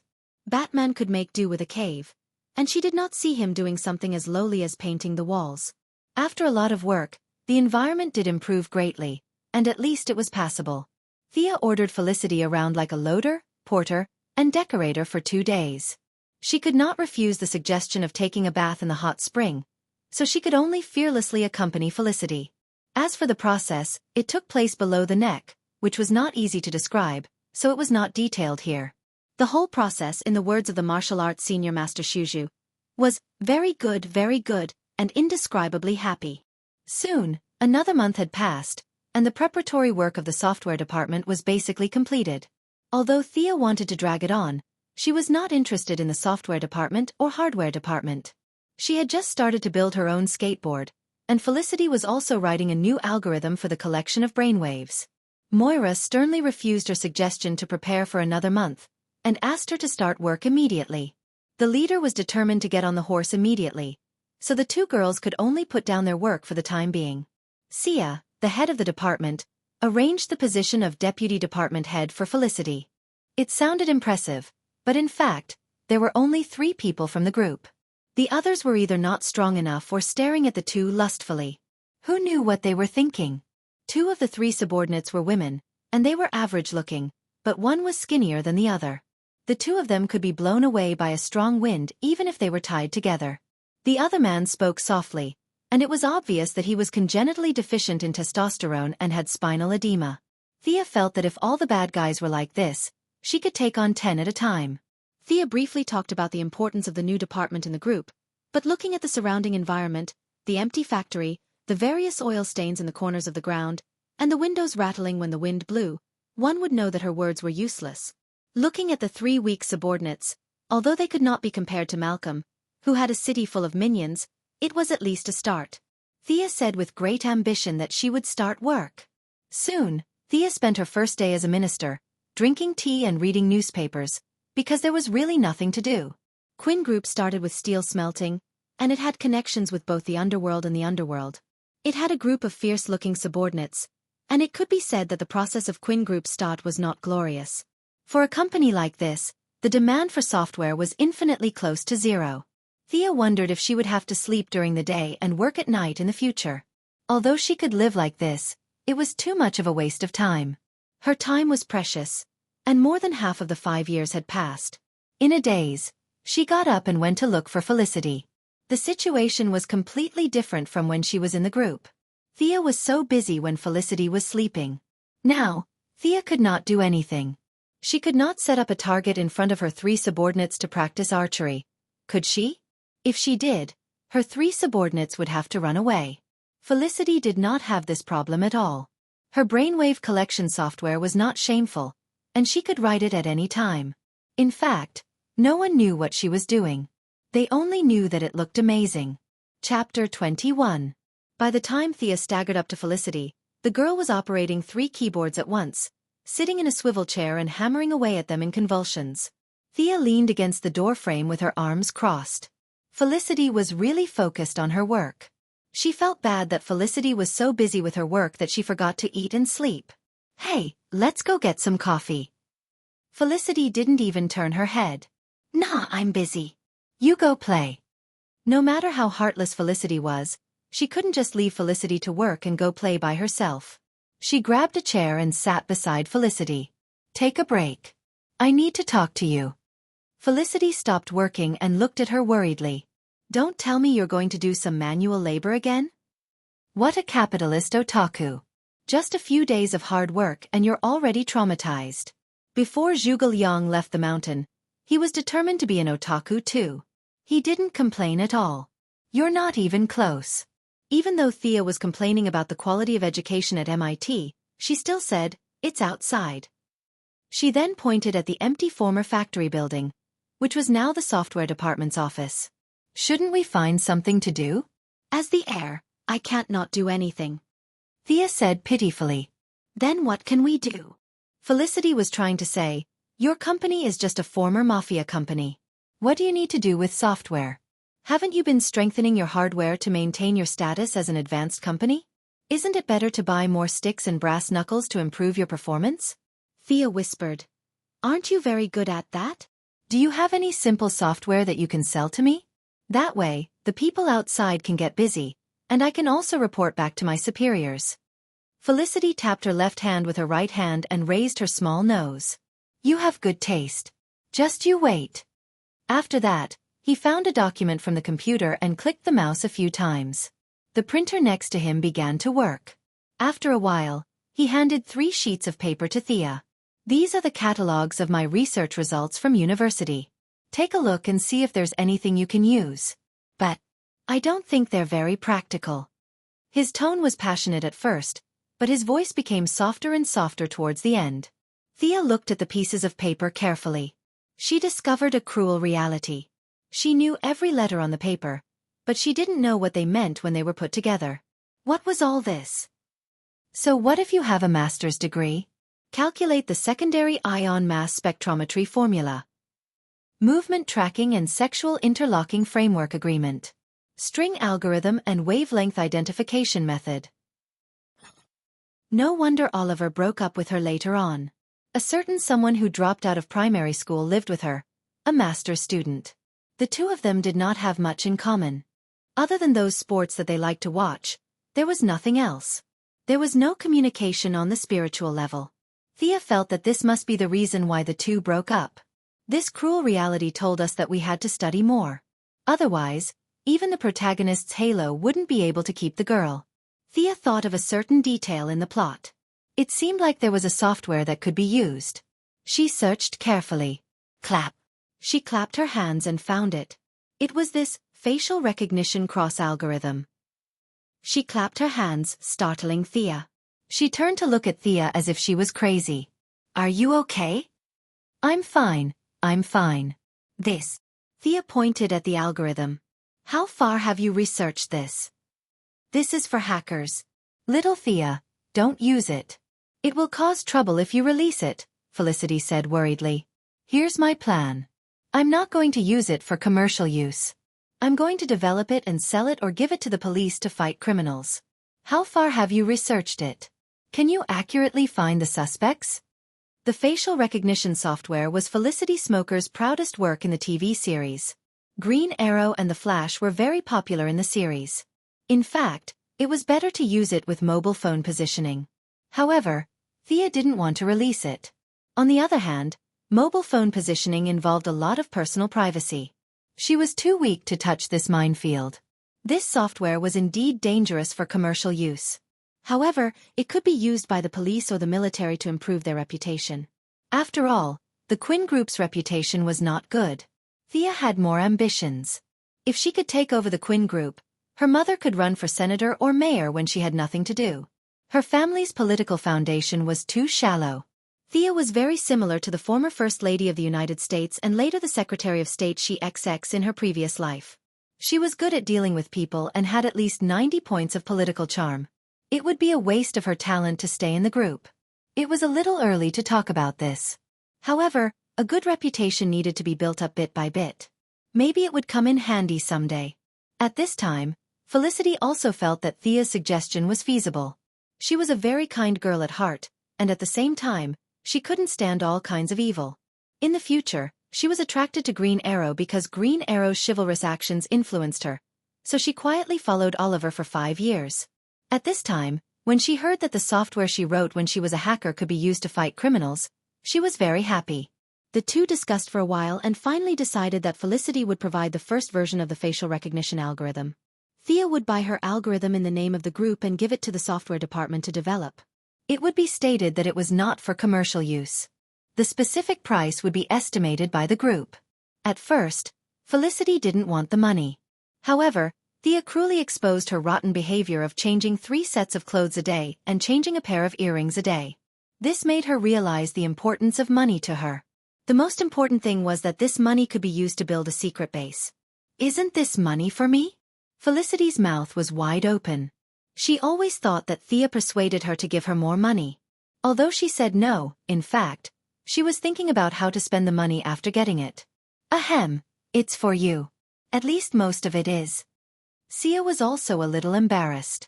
Moira could turn a blind eye to other people, but she was too strict with her own daughter. The amount of money she handled was too little, so she did not even have the chance to blackmail her.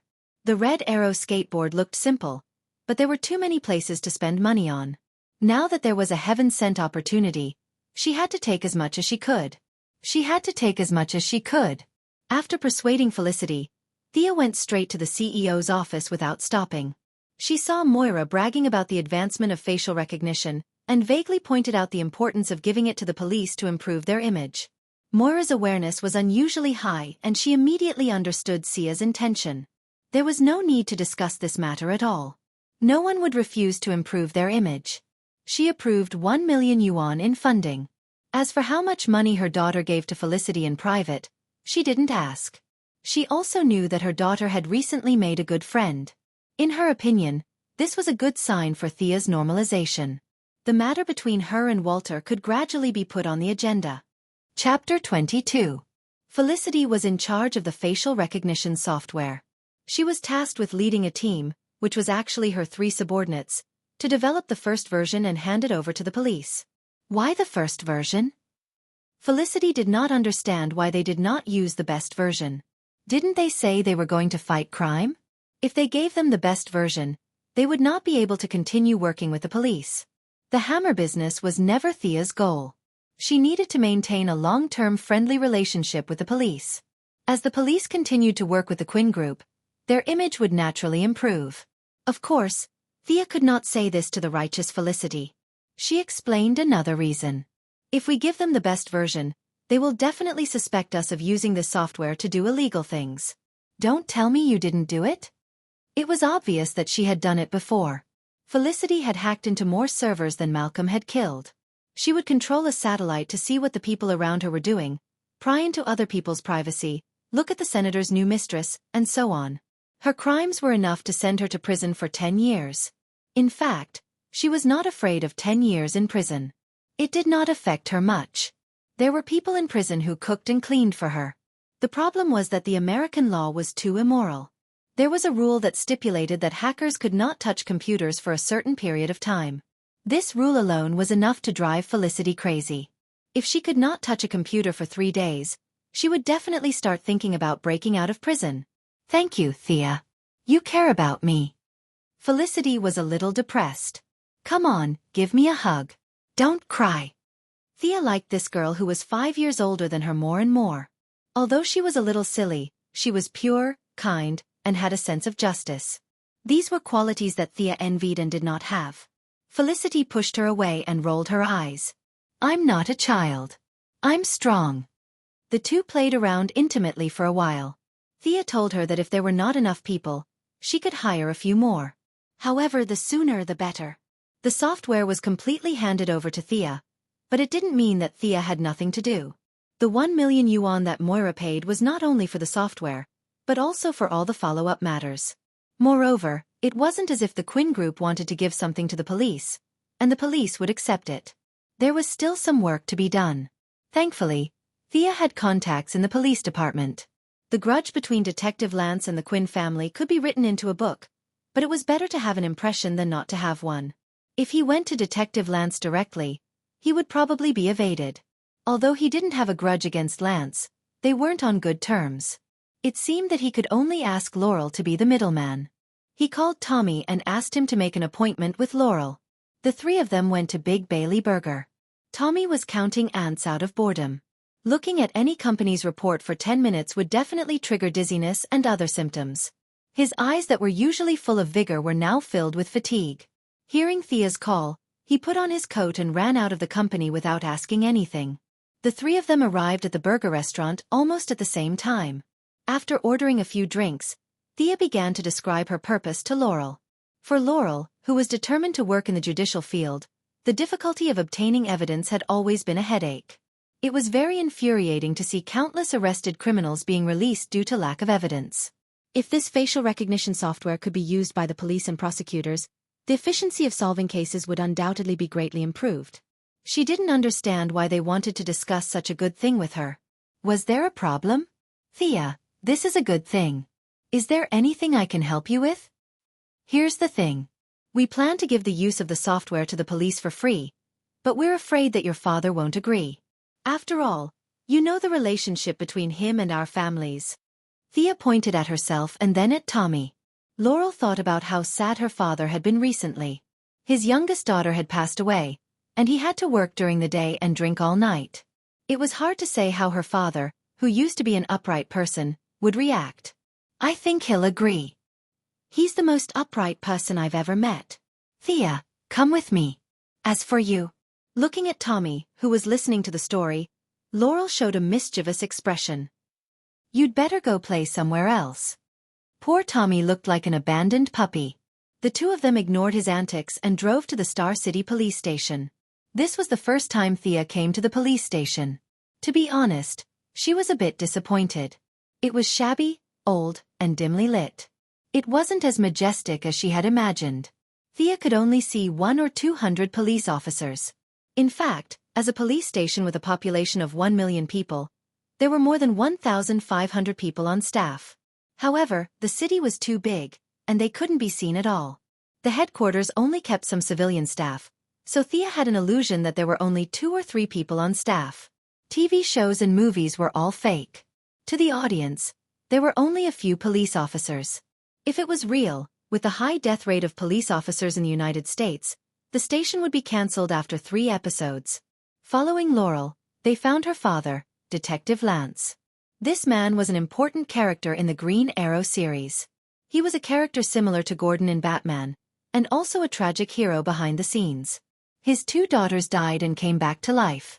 After a series of torment, his hair, which was as thick as grass, was completely bald by the 5th season of the Green Arrow series. Laurel told Thea's plan in detail. The two of them looked at Detective Lance attentively, eager for his approval. Miss Quinn, what prompted you to do this? It's not the Quinn Corporation style to ask for nothing. Detective Lance sneered and looked at Thea with crossed arms. Detective, no one told me to do anything. I was born and grew up here. This is my home. Star City is gradually dying. Do you see it? Thea took a breath and continued. Perhaps in your eyes, the Quinn Corporation is a sinner, but what I see is that the Quinn Corporation has brought vitality to the city. In the beginning, 50,000 workers were employed by the Quinn Corporation. Now that the Quinn Corporation has reduced production and many of its factories have stopped working, we still employ 30,000 people. Detective, we also want Star City to become better and better, and that's what we're doing. Seeing that the mockery on his face had disappeared, Thea knew that her words had more or less worked. Fighting crime is not only the responsibility of the Star City Police, but also the mission of all the people of Star City. I hope you can give me this opportunity to prove our value. This is not for myself, nor for the Quinn Corporation, but for all the kind people living in Star City. Dad, just say yes. It's not a bad thing. Laurel also tried to persuade him. Detective Lance stared carefully into Thea's eyes. After a long while he said, Okay, you've convinced me. I'll talk to the lieutenant about this. I hope I'm right. Seeing that he was about to leave, Thea quickly took 2 steps forward and grabbed his arm. She said sincerely, Detective, I know you're sad about Sarah's death, but the shipwreck also took away my brother and my father. For the sake of the deceased, please forgive my brother. Chapter 23. Detective Lance grabbed the doorframe with so much force that Thea was afraid he would pull the door down. Listen. Little girl. I may forgive the Quinn Group, but I will never forgive Oliver Quinn. Not now, not ever. Remember what I said. Then he glared at Thea and walked away angrily. Alas, the negotiation failed. Sure enough, this grudge is not easy to resolve. Oliver is such a jerk. How can he take both sisters? Sun Tzu is such a brave man. Even if he meets 2 beautiful women, he would still share one with Zhou Yu. What you did made me, his sister, lose face. Although she did not achieve all the expected results, at least Lance did not oppose the cooperation with the Quinn Group, which was a victory. Currently, there was a lieutenant above him, but that person had a very good personal relationship with him. He did not ask about the daily affairs of the Star City Police Department and only focused on the management of the department. Therefore, Lance was basically responsible for the Star City Police Department. This grudge had to be resolved as soon as possible. Otherwise, one day, Lance would feel uncomfortable and flip the table, and Thea's face project would be ruined. At the same time, she had to rescue Sarah as soon as possible. As long as Sarah came back, all the grudges could be resolved. At least, the conflict with the Quinn Group would be resolved. As for whether the two sisters would fight over a man, that was their family matter. Thea said she did not care at all. She frowned and recalled the plot. Sarah Lance should be on the ship now. If Oliver did not cause trouble, she should be safe for a few months. Knowing that she still had some time, Thea put the rescue plan aside. She looked at Laurel, who looked miserable. She did not know if Laurel was sad about her sister's death, or if she still had feelings for Oliver. Thea could not ignore her help just now. She gave Laurel a hug. "Are you okay?" "I'm fine. Thea. You are stronger than I thought," Laurel said with a little choked up. Although Thea knew that Oliver and Sarah were not dead, she was a little sad when she thought of the death of her adoptive father. She quickly changed the topic. "Can you send me back? You know, I don't have a driver's license." Laurel chuckled softly. The two women went back to the slums together. When they arrived, Thea found out that her so-called software department was very close to Laurel's law firm. They were only separated by a street. The two made an appointment to have tea together next time. In the evening, Thea came to the forest as usual to prepare for today's training. Unknowingly, she had been learning for half a year. She was proficient in archery, fighting, and swordsmanship. According to Old Ma, she already had the strength of an ordinary member of the Assassin League, but she still lacked some experience. This was different from the original plot. Birds of a feather flocked together. The Flash was surrounded by all kinds of speedsters, and the Green Arrow team had all kinds of long-range attacks. Green Arrow, Roy, and Thea won. Zero had 3 archers. Originally, Thea should have focused on archery, followed by swordsmanship, and lastly, fighting. But now, Thea didn't think so. In the future, she really didn't think there was a need for her to join the Green Arrow team. If there were difficulties, she could help. After all, he was her brother, but she didn't want to join the team. Her focus had always been on sudden attacks. If she was prepared in advance and brought the corresponding technological equipment, she would be able to escape unscathed, even if she didn't dare to say that she was invincible. But if she was ambushed, it would be terrible. No matter how good her archery and swordsmanship were, it would be useless. After all, in the real world, there were more people who were unarmed. Of course, if you had to say that you had antisocial personality disorder, you could carry a big sword and run around the streets. But Thea admitted that she was thin-skinned and couldn't do such a thing.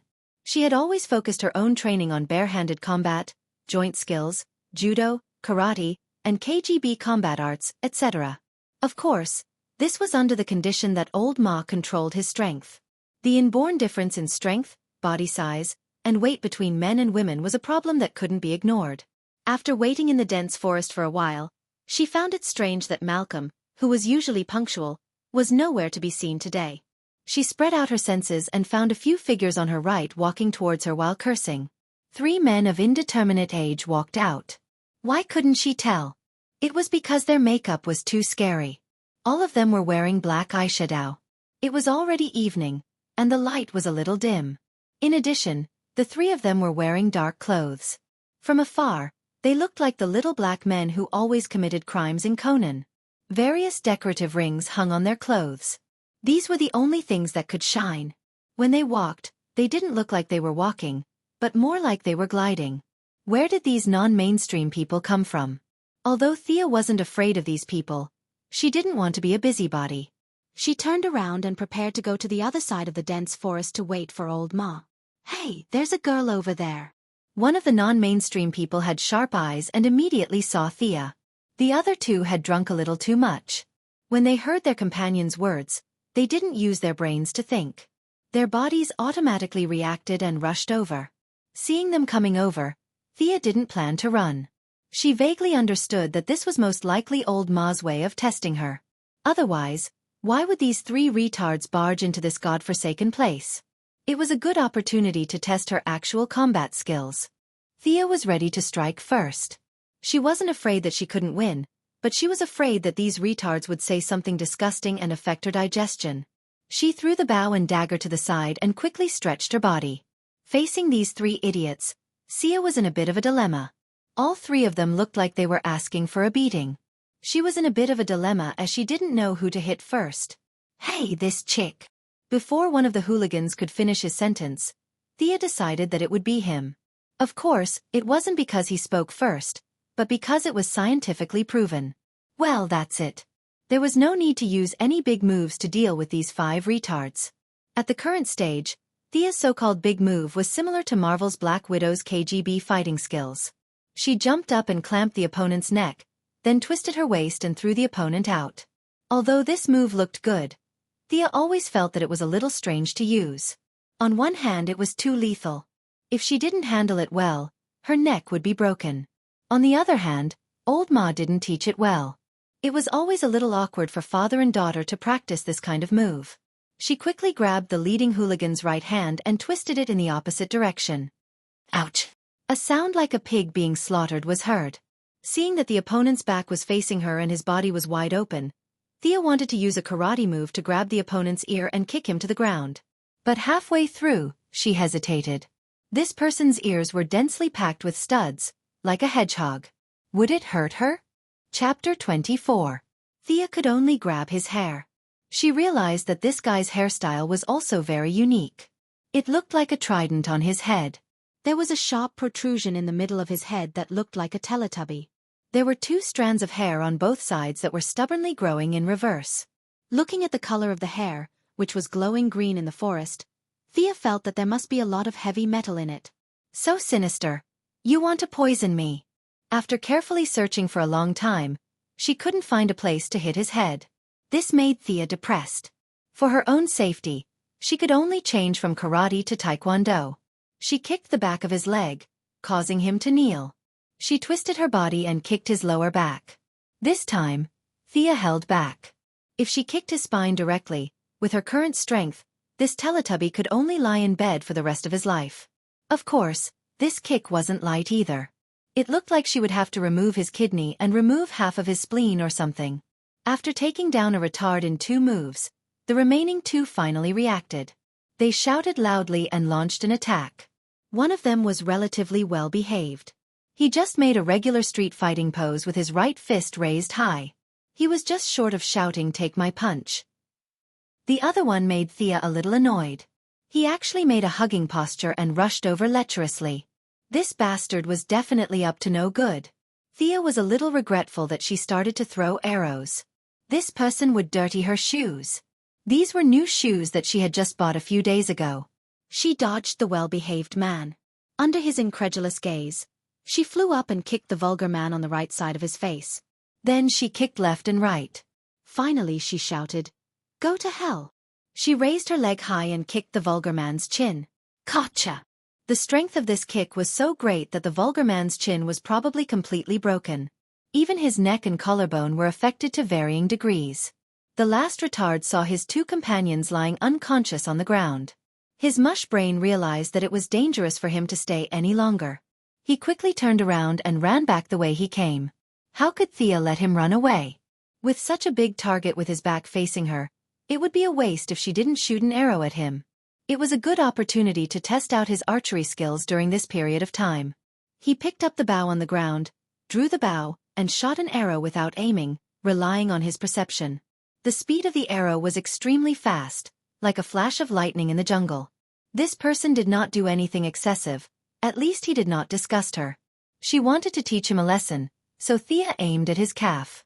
If it was treated well, he would be able to walk with crutches in 3 months. Clap, clap, clap.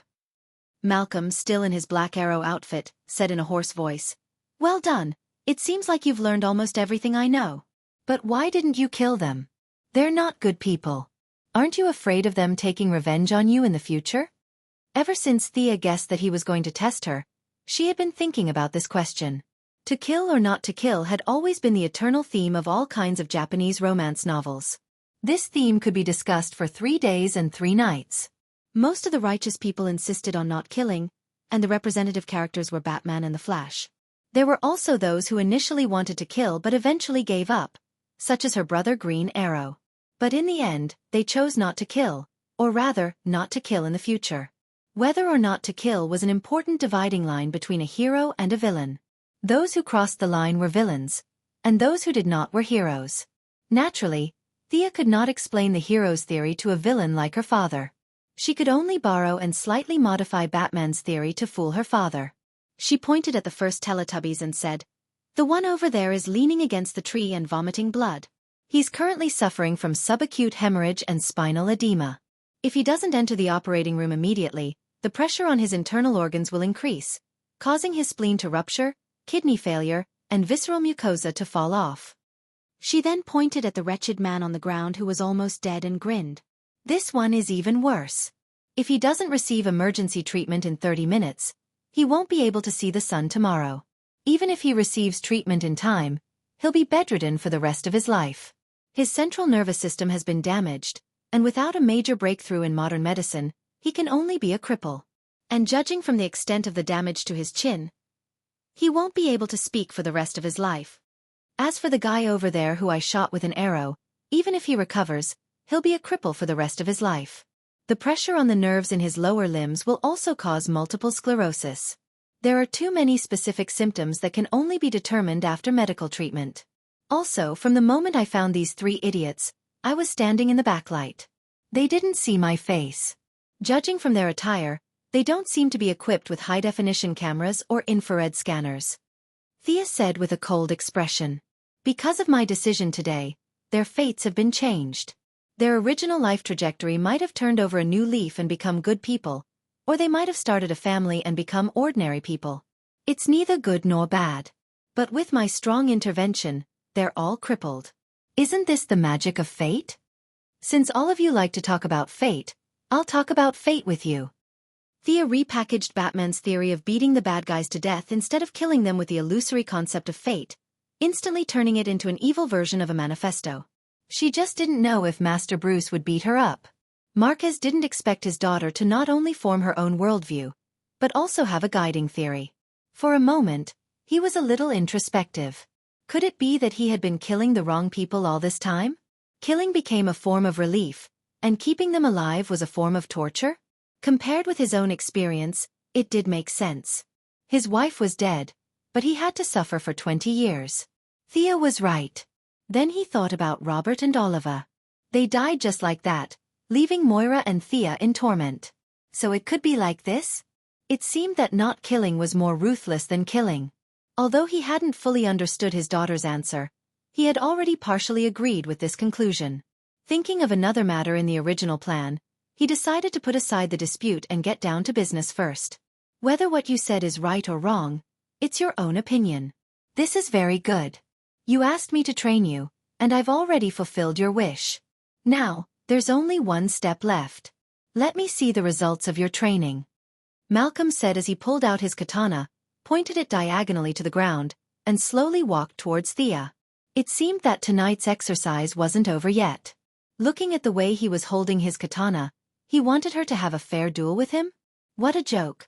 Her biological father was much stronger than a hooligan. Thea didn't dare to be careless. She drew her bow and took the initiative to attack with her powerful perception. Chapter 25. Malcolm was getting more and more confused about his illegitimate daughter. His original plan was for the two of them to have a hearty battle, where he would defeat her with absolute superiority. This would make her realize her own shortcomings, and at the same time, keep her motivated to move forward. It was a perfect plan, so why did it change? When Thea's arrow came flying at him, Malcolm realized that he had made a huge mistake by not bringing his bow. He could only defend himself against ranged attacks. Wielding his sword with both hands, he kept deflecting the arrows, dodging and blocking them. Only after the rain of arrows had passed did he realize that Thea had disappeared. What the hell? Which one of us is trained by the Assassin League? Why are you trying to ambush me? Malcolm knew that Thea was still nearby, but his perception was not as good as hers, so he could only constantly change his footsteps to guard against possible attacks.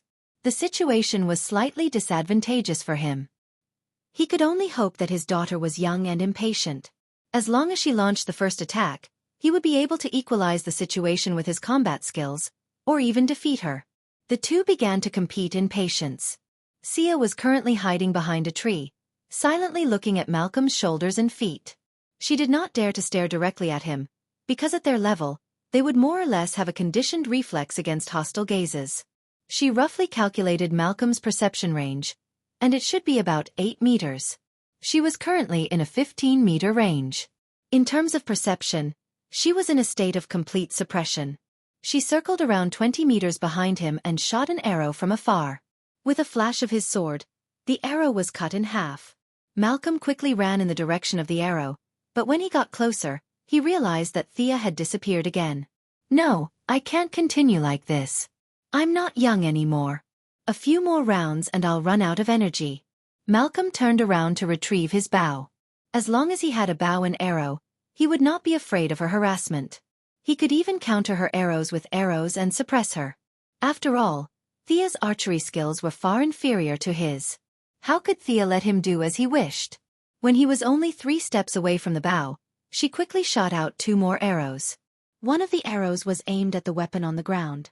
As long as he stretched out his hand, he would definitely be shot. The other arrow was aimed at the ground where he was currently standing. He couldn't move forward or stay where he was. He could only retreat. After that, the two of them played like a game. No matter which direction Malcolm ran in, Thea would always be able to find the shooting range first. Whoosh, whoosh, whoosh. 2 shots were fired, and Malcolm would have to obediently return to his starting position. Then, the cycle repeated itself. Malcolm was so angry that his teeth hurt. Where did they learn these tactics from? I just want to have a good fight, why is it so hard?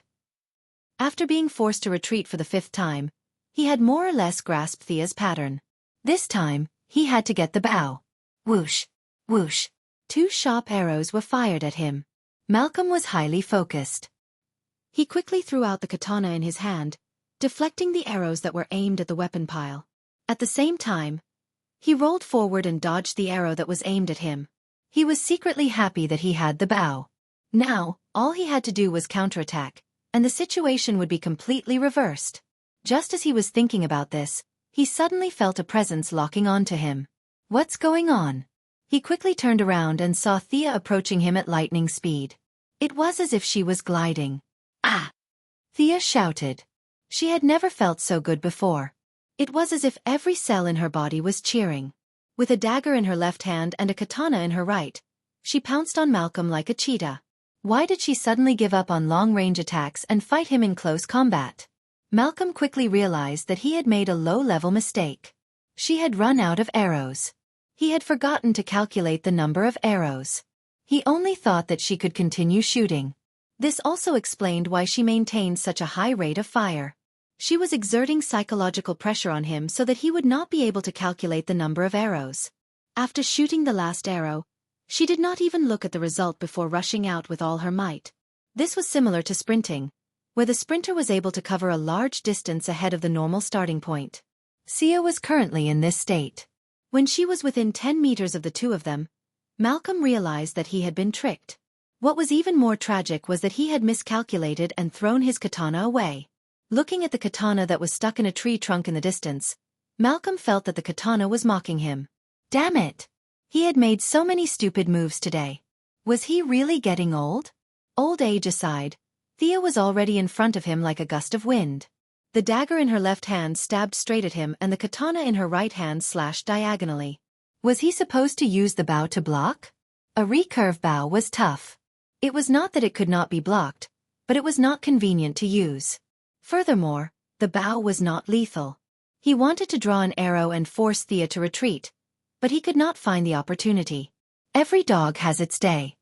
He had hoped that the two of them would fight in close combat, but when it was time to fight, he realized that he had already thrown his katana away. How could the word miserable describe it?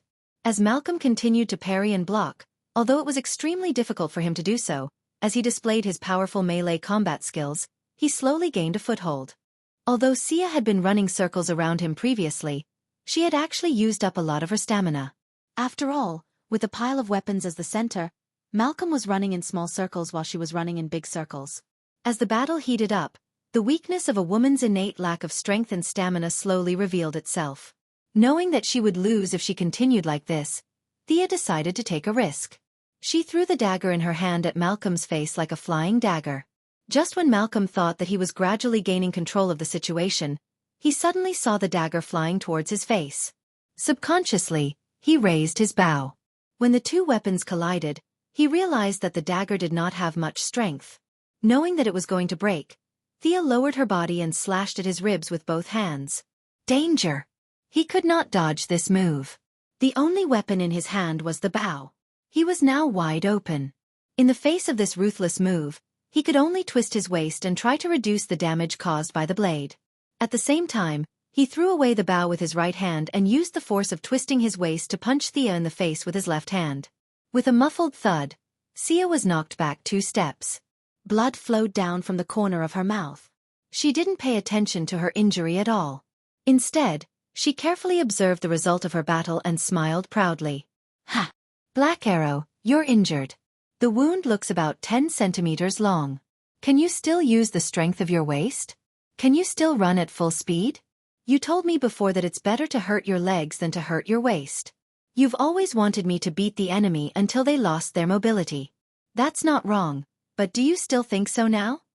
That's so unfair. I didn't say that. How could a former billionaire say something like that? Ninja Master said that. There was no need to mention how depressed Malcolm was right now. He was injured. He was injured by his daughter, whom he had been learning from for half a year. Given his personality, he would not say that he was not a man who relied on schemes and tricks. Although he was a little aggrieved, he was full of pride. Ninja Master was DC's #1 gardener? The one he taught was not bad either. Chapter 26. It seemed that the two were once again in a state of chess, but the situation was completely different from before. Malcolm was currently unarmed and could only attack with punches and kicks, which he was not good at. Furthermore, his waist had been hit, which affected his overall speed and strength. Thea was also hit by a punch. Half of her face was swollen, and blood was dripping down her chin, leaving a small pool on the ground. It looked terrible, but it was actually bleeding from the mouth, which had little impact on her combat effectiveness. Furthermore, she was now armed with a katana, so she had a good chance of winning against Malcolm. Thea held the katana above her head with both hands and slowly approached Malcolm. This was the starting stance of Italian swordsmanship. It was about not moving, but when it moved, it was about striking like a thunderbolt. Although the rule was to use a 2-handed sword, a katana could also be used. Malcolm stared at his daughter's shoulder as she approached. If he was in good condition, he might be able to block the attack with his bare hands. But now, his ribs were aching. Although he used his muscles to clamp the wound, blood was still flowing out. In just a short while, his pants were already stained red. He decided to attack. But he could not rush forward recklessly. He used a little trick, pretending to charge forward. Thea fell for it, and slashed her katana at his shoulder like a thunderbolt. But she did not expect that Malcolm would immediately twist his waist and take a step to the side. He walked to Thea's right hand and hit her wrist with all his might. The attack could not be taken back. Xia had also experienced Malcolm's frustration when he had used up all his moves. She could only abandon her saber and turn around to defend against the incoming punch. But in order to prevent her weapon from being used by Malcolm, she finally exerted a little force and threw her saber out of the battle circle. Then, the two began to exchange punches and kicks. Punches and kicks had always been the focus of her training. Both of them were able to maintain a stalemate, let alone now. Her initial plan was to use her strength to attack his weakness. Now, she had achieved her goal. As for the daily training, why not have a fair battle between knights? Thea could only say sorry. I'm a woman. I can't be a knight. There is only one Artoria. That was definitely not him. As Thea unleashed her full power, Malcolm could only barely defend himself. The wound under his ribs could no longer be clamped shut due to the force exerted. Blood gushed out like a fountain. He knew that he was going to lose. If this was a battle of life and death, he might have been able to take Thea down with him, but there was no need to do so now. He jumped out of the battle circle and gestured for her to stop. He said in a hoarse voice, "Very good. I've taught you everything I can. I hope you don't waste your talent. You can leave now. Don't come looking for me again." Thea looked at his wound and knew that it was just a flesh wound. With so many ancient secret recipes that he had stolen from the ninja masters, he would be able to recover after taking a few medicines. At the same time, he sighed in his heart. Our beginner class can be considered to have graduated, right? He bowed slightly and said, "Thank you for your guidance. I will always remember these 100 days. Thank you." After that, he picked up his weapon and walked out of the forest. What? What about the 3 idiots on the ground? It was good enough that he didn't kill them. Did they expect him to call for a doctor to save them? Master Batman had always beaten people half to death and hung them in front of the police station. When had he ever called for a doctor? According to the universal values here, it was their fate to live or die. Malcolm's straightened body bent a little as he watched his daughter leave. What an unfilial daughter. It hurt so much. He took off his coat and wrapped it around his waist. He would have to go back and deal with it later. At the same time, he whispered into the darkness of the forest, "Ma'am, what do you think of my disciple? It should fit your requirements, right? Are you interested in my proposal?" He was stunned for half a minute. The surroundings were quiet, and the unknown birds in the trees were looking at him from afar. Only then did Malcolm realize that he had embarrassed himself. Damn it! Why didn't you tell me you were leaving? I hate this group of people who suppress me the most. Not to mention Malcolm, who went home alone to recuperate. Xianxia was also rubbing her cheeks and cursing her father in her mind. That punch was too hard. She wondered if it would affect her beautiful face. Even if you hit someone, you shouldn't hit their face, let alone the face of a beautiful woman like her. This old man deserved to be a bachelor for the rest of his life. At the same time, she was excited about her blood boiling during the battle. Although her father's words were harsh, she was indeed a natural warrior. Even after the battle ended, she was still immersed in that state. Although there was no instrument to measure it, she could feel that her blood was flowing 20% faster than usual.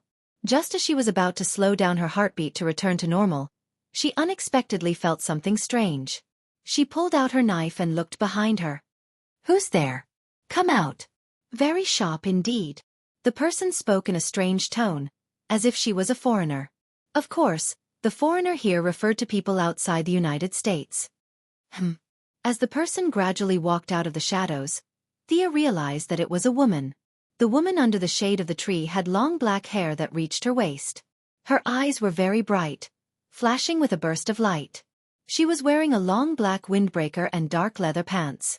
She looked at him like a sharp sword. Thea, who thought that she knew the plot well, was a little dumbfounded. Who was this? Judging by her amazing aura, she definitely wasn't a nobody. Thea was in a bad state, and she couldn't fight with her anymore. Thea was a little wary. "Who are you? What do you want from me?" "You can call me Shiva or Madam Shiva. Originally, I was asked by someone to teach you more fighting skills. But after watching your fight just now, I admire you for being able to force your opponent to a draw even when your strength, experience, and technique are inferior to your opponent. You are a very good person. Are you willing to be my disciple?" The mysterious woman spoke in a strange foreign accent. "Madam Shiva? Which village did this person come from?" Thea could only be sure that she wasn't a character from Green Arrow Lightning. Judging from her aura, it was as if she was looking at a sword. But she didn't look like a superpower. Could it be that she came from Gotham next door? She heard that she was asked by someone. This was easy to guess. Other than Old Ma, there couldn't be anyone else. Felicity couldn't have found someone to teach her, right? Should she accept? This woman gave off the feeling of ice, coldness, and destruction. None of these words were synonymous with helping others. This person was definitely not a righteous hero. Was she going to accept the teachings of a villain? After thinking about it, it wasn't a big deal. Old Ma is also a villain, and he taught me well, didn't he? But there were still some questions that she had to clarify. "What are you going to teach me?" "You have a good foundation. I want to teach you the essence of fighting and train your senses," Madam Shiva said casually. She wondered if Old Ma would be so angry that his blood pressure would rise if he heard this. His teachings were just a foundation in her eyes? Are you better than him? Thea was a little interested in this woman. Chapter 27. Thea thought about it carefully. Since she had nothing to lose, she decided to learn from her for a while. Besides, it was always more convenient to have a female teacher. Although she did not care about trifles, it was too awkward to learn from her father. She nodded valiantly and said, "Yes, ma'am, I'm willing to learn from you." "Very good. Find me at this address tomorrow morning. I'll give you this bottle of medicine too. It will reduce the swelling quickly." Ms. Shiva's expression was a little strange. She handed Thea a note and a bottle of medicine and disappeared with a whoosh. At this moment, the only thing that echoed in Thea's mind was the sentence, "It will reduce the swelling quickly." "My face is swollen?" She touched it and said, "Ouch." It hurt, but the feeling on her hand proved that it was swollen. Her image was completely ruined. Her valiant tone just now coupled with her image was so stupid. She could not go home looking like this. Moira was going to go crazy if she saw this. She could only find a place where no one was around and apply the ointment on her face. She hoped that this miracle medicine would reduce the swelling. After waiting for 10 minutes, she knew that she was overthinking. There might be a miracle medicine, but it was definitely not the one in her hand. Her face was still burning with pain. It seemed that she could only stay at Felicity's house for a night. She just hoped that she would not be too curious. But how could that be? Thea, what happened to you? Did you meet a bad guy? Do you want to take some medicine? What if you have? Felicity was as kind as always. When she saw Thea's dirty face, ragged clothes and swollen face, she immediately came up with a lot of scenarios in her mind. She was so anxious that tears came out of her eyes. At first, Thea felt that her friend was concerned about her and her heart was warm. However, the more she listened, the more she felt that something was wrong. Why would I take medicine? What's wrong with me? She patted her friend's head angrily and said, "What are you thinking? I fell while practicing martial arts." Thea and Felicity had talked about practicing martial arts. After all, they were now in a team. She knew that Felicity was a hacker and Felicity knew that she was practicing martial arts. Both of them were relieved. Although her tone was sincere and her expression was touching, a master's degree from MIT was not that easy to fool. "Did you fall?" Felicity shook her head lightly. She took out her tablet and hacked something into it. She pulled out a bunch of pictures and pointed at them. This, and this. These are the ones that fell. You obviously got hit." Knowing that she couldn't fool him, Thea had no choice but to tell the truth. "I didn't stop for a moment during the training. It's just a minor injury. My teacher was also hit by my knife." "How dangerous!" Felicity muttered. Thea cussed in her heart. "This is only the beginning. Didn't you see how Yao Fei trained Oliver?" Master Yao shot an arrow the moment he saw Oliver. From the back to the front, it was like an open hole. In the future, when Oliver trains Roy and Barry, he won't talk nonsense either. "Eat my arrow first." His father's training method was much gentler than his. Both of them had previously discussed how to defend themselves if they were caught off guard. For the heiress of a large corporation like Thea, strengthening herself was always better than carrying high-tech weapons. Women gave the impression that they were weak and powerless. In this DC world, they were the main targets of robbers, bandits, cultists, and all kinds of villains. If Thea appeared in public frequently, turning herself into a weapon would be her only choice. Wearing an evening gown with a gun strapped to her thigh was the image in anime. In reality, no one would dress like that. If the skirt was too short, it wouldn't cover it. If the skirt was too long, it wouldn't be easy to hold it. Looking at Felicity taking care of her like a gentle sister, Thea didn't expect her to have some experience in dealing with external injuries. She gently applied the ointment on the swollen parts of her face. She felt that her skills were much better than what she did in the woods. She sighed in her heart. "Tell me the truth. Are you really okay?" However, as soon as she spoke, Thea felt that the gentle sister had disappeared 8,000 miles away and the heartless girl had returned. "You idiot, I'm strong. I can take on 100 people like you." "I don't believe you. Let me check." "Hey, don't touch it." Meanwhile, Malcolm staggered back to his house while clutching his old waist. He applied some ointment made by the ninja master. The ninja master had lived for more than 800 years. Not only was he proficient in martial arts, but he had also reached the pinnacle of all fields. Based on his knowledge, he could have obtained at least 50 doctorates. In the original plot, Yao Fei's herbs could cure all kinds of diseases and poisons. It was the ninja master who taught him how to cultivate herbs. The ointment that Malcolm applied on himself was made by the ninja master himself. After applying the ointment and bandaging his wounds, he found tonight's encounter a little funny. He wanted to spar with Thea to keep her motivated, but he didn't expect her to bleed all over the floor. However, he was still very proud of his daughter's ruthlessness. He didn't know that Thea's face was swollen and she was about to stab him in the back. That was how he got the wrong impression. He unintentionally glanced at the table and found a note. "I agree to your request. Remember to transfer the money as promised." There was no signature. Malcolm sneered and tore the note into shreds. This woman was obsessed with money. She had earth-shattering martial arts skills, but she was reduced to a slave to money. What a joke. However, when he thought about how she was able to approach him without him noticing, he knew that her strength was unfathomable. Since Thea was taught by her, he felt relieved. His daughter's matter could come to an end.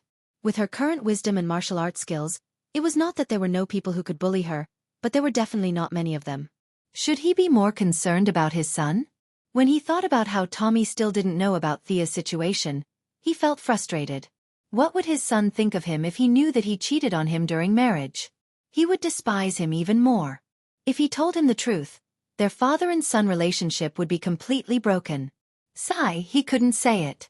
During training, he also learned about Thea's thoughts. His daughter learned martial arts to deal with unexpected situations.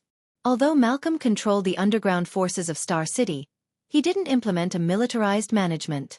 There were a lot of idiots every year, especially this year. What if one day, a few idiots jumped out and wanted to make a fortune? Although his young and beautiful daughter was definitely the first choice, it was hard to guarantee that no one would target his son. It would be a big joke if the son of a gangster was kidnapped by someone who didn't know the truth. Looking at the black bow and black arrow hanging on the wall, Malcolm thought that he should give his son a chance. He pulled up the monitor and found that his luck had improved since he was slashed by his daughter. Tommy was walking in from the door. He immediately asked the butler to call him over. "Old man, what's wrong with you? Are you going to restore my bank card?" Tommy didn't know what was wrong. He thought that he had been doing well recently and could be restored to his former glory. For a moment, his heart was beating fast. "As my only heir, don't you think it's dangerous for you to stay in the slums with Laurel every day?" Malcolm always felt that he wasn't on the same channel as his son. He planned to talk to him nicely, but the tone of his first sentence was a bit unfriendly. Hearing this, Tommy was depressed. "I'm in danger? I'm poor and I take the bus every day. Who would be so blind as to catch me?" Oh, this was so reasonable that Malcolm didn't know what to say. In order to ease the relationship, he had to take a step back. "I'll restore your bank card tomorrow. Can you listen to me carefully?" Chapter 28. Tommy had been feeling terrible lately. He had to take the bus and squeeze into the subway.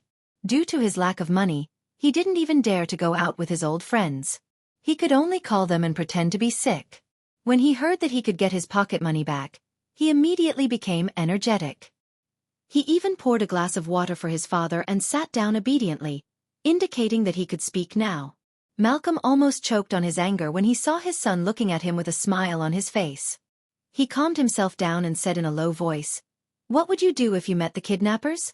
Have you thought about this? What about your bodyguards? You don't owe them money, do you?" Tommy wondered why Malcolm would ask such a question out of the blue. This was the difference between them. Malcolm thought to himself. Although Sia was overthinking things, it was always good to be cautious. He could take on 10 bodyguards at once, but he couldn't say that for the time being. If you're with Laurel, you don't want bodyguards following you around 24 hours a day, do you? Of course. No one would be happy if their bodyguards were watching them while they were doing sports. Tommy lowered his head and thought for a moment. He wasn't stupid. In fact, he was very smart. He knew that his father was implying something. Biting his lip, he asked, "What are you trying to say?"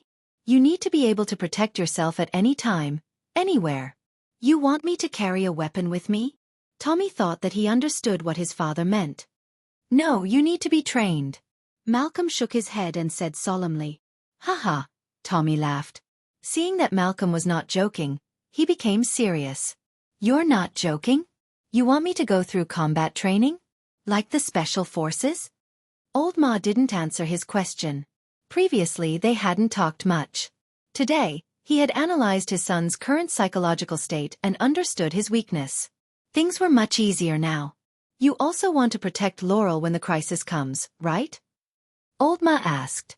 Tommy nodded immediately. What man didn't want to protect his woman? "You don't have to go to the company tomorrow. I can train you so that you have the strength to protect your woman." Malcolm had been hanging out with Thea for more than half a year.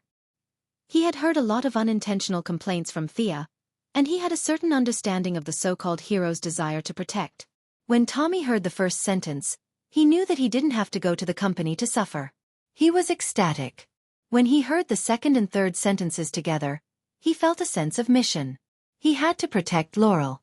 After a few seconds, she finally understood the meaning of the second sentence. You're training me? You can do that? Tommy squinted at his father. Aren't you a businessman? No matter how one looked at him, he was just an ordinary person. Malcolm, who had a lot of experience in teaching, knew that it was not the time to talk nonsense with Tommy. Copying the way he taught Thea, he took out a bag of tennis balls and handed it to Tommy. Throw them into the air. I'll take care of the rest. However, the first lesson did not go well. Tommy did not think at all. He was still thinking about the fact that his father knew martial arts. He still held the tennis ball, but he threw the whole bag out. Looking at the tennis balls flying all over the sky, how the hell am I supposed to shoot? Old Ma's heart was on the verge of breaking down. He could only continue to order, pick it up.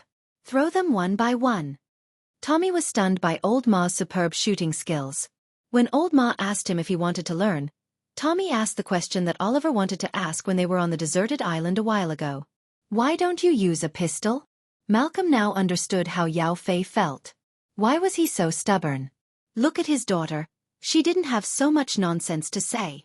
He wanted to say that a pistol was useless against him, but he was not Thea. His perception was not good enough. Besides, he was old. A pistol at close range could still cause damage to him. He could only quote the ninja master, a pistol is a tool for the weak. He regretted it as soon as he said it. He should not have said it. Looking at Tommy's expression, he knew that he did not understand the meaning of his words at all. He could only explain, after my training, you can effectively dodge bullets, or make a move to dodge the moment the gunman raises his gun. As if listening to a fairy tale, Tommy asked, can you do it? What else could Malcolm say?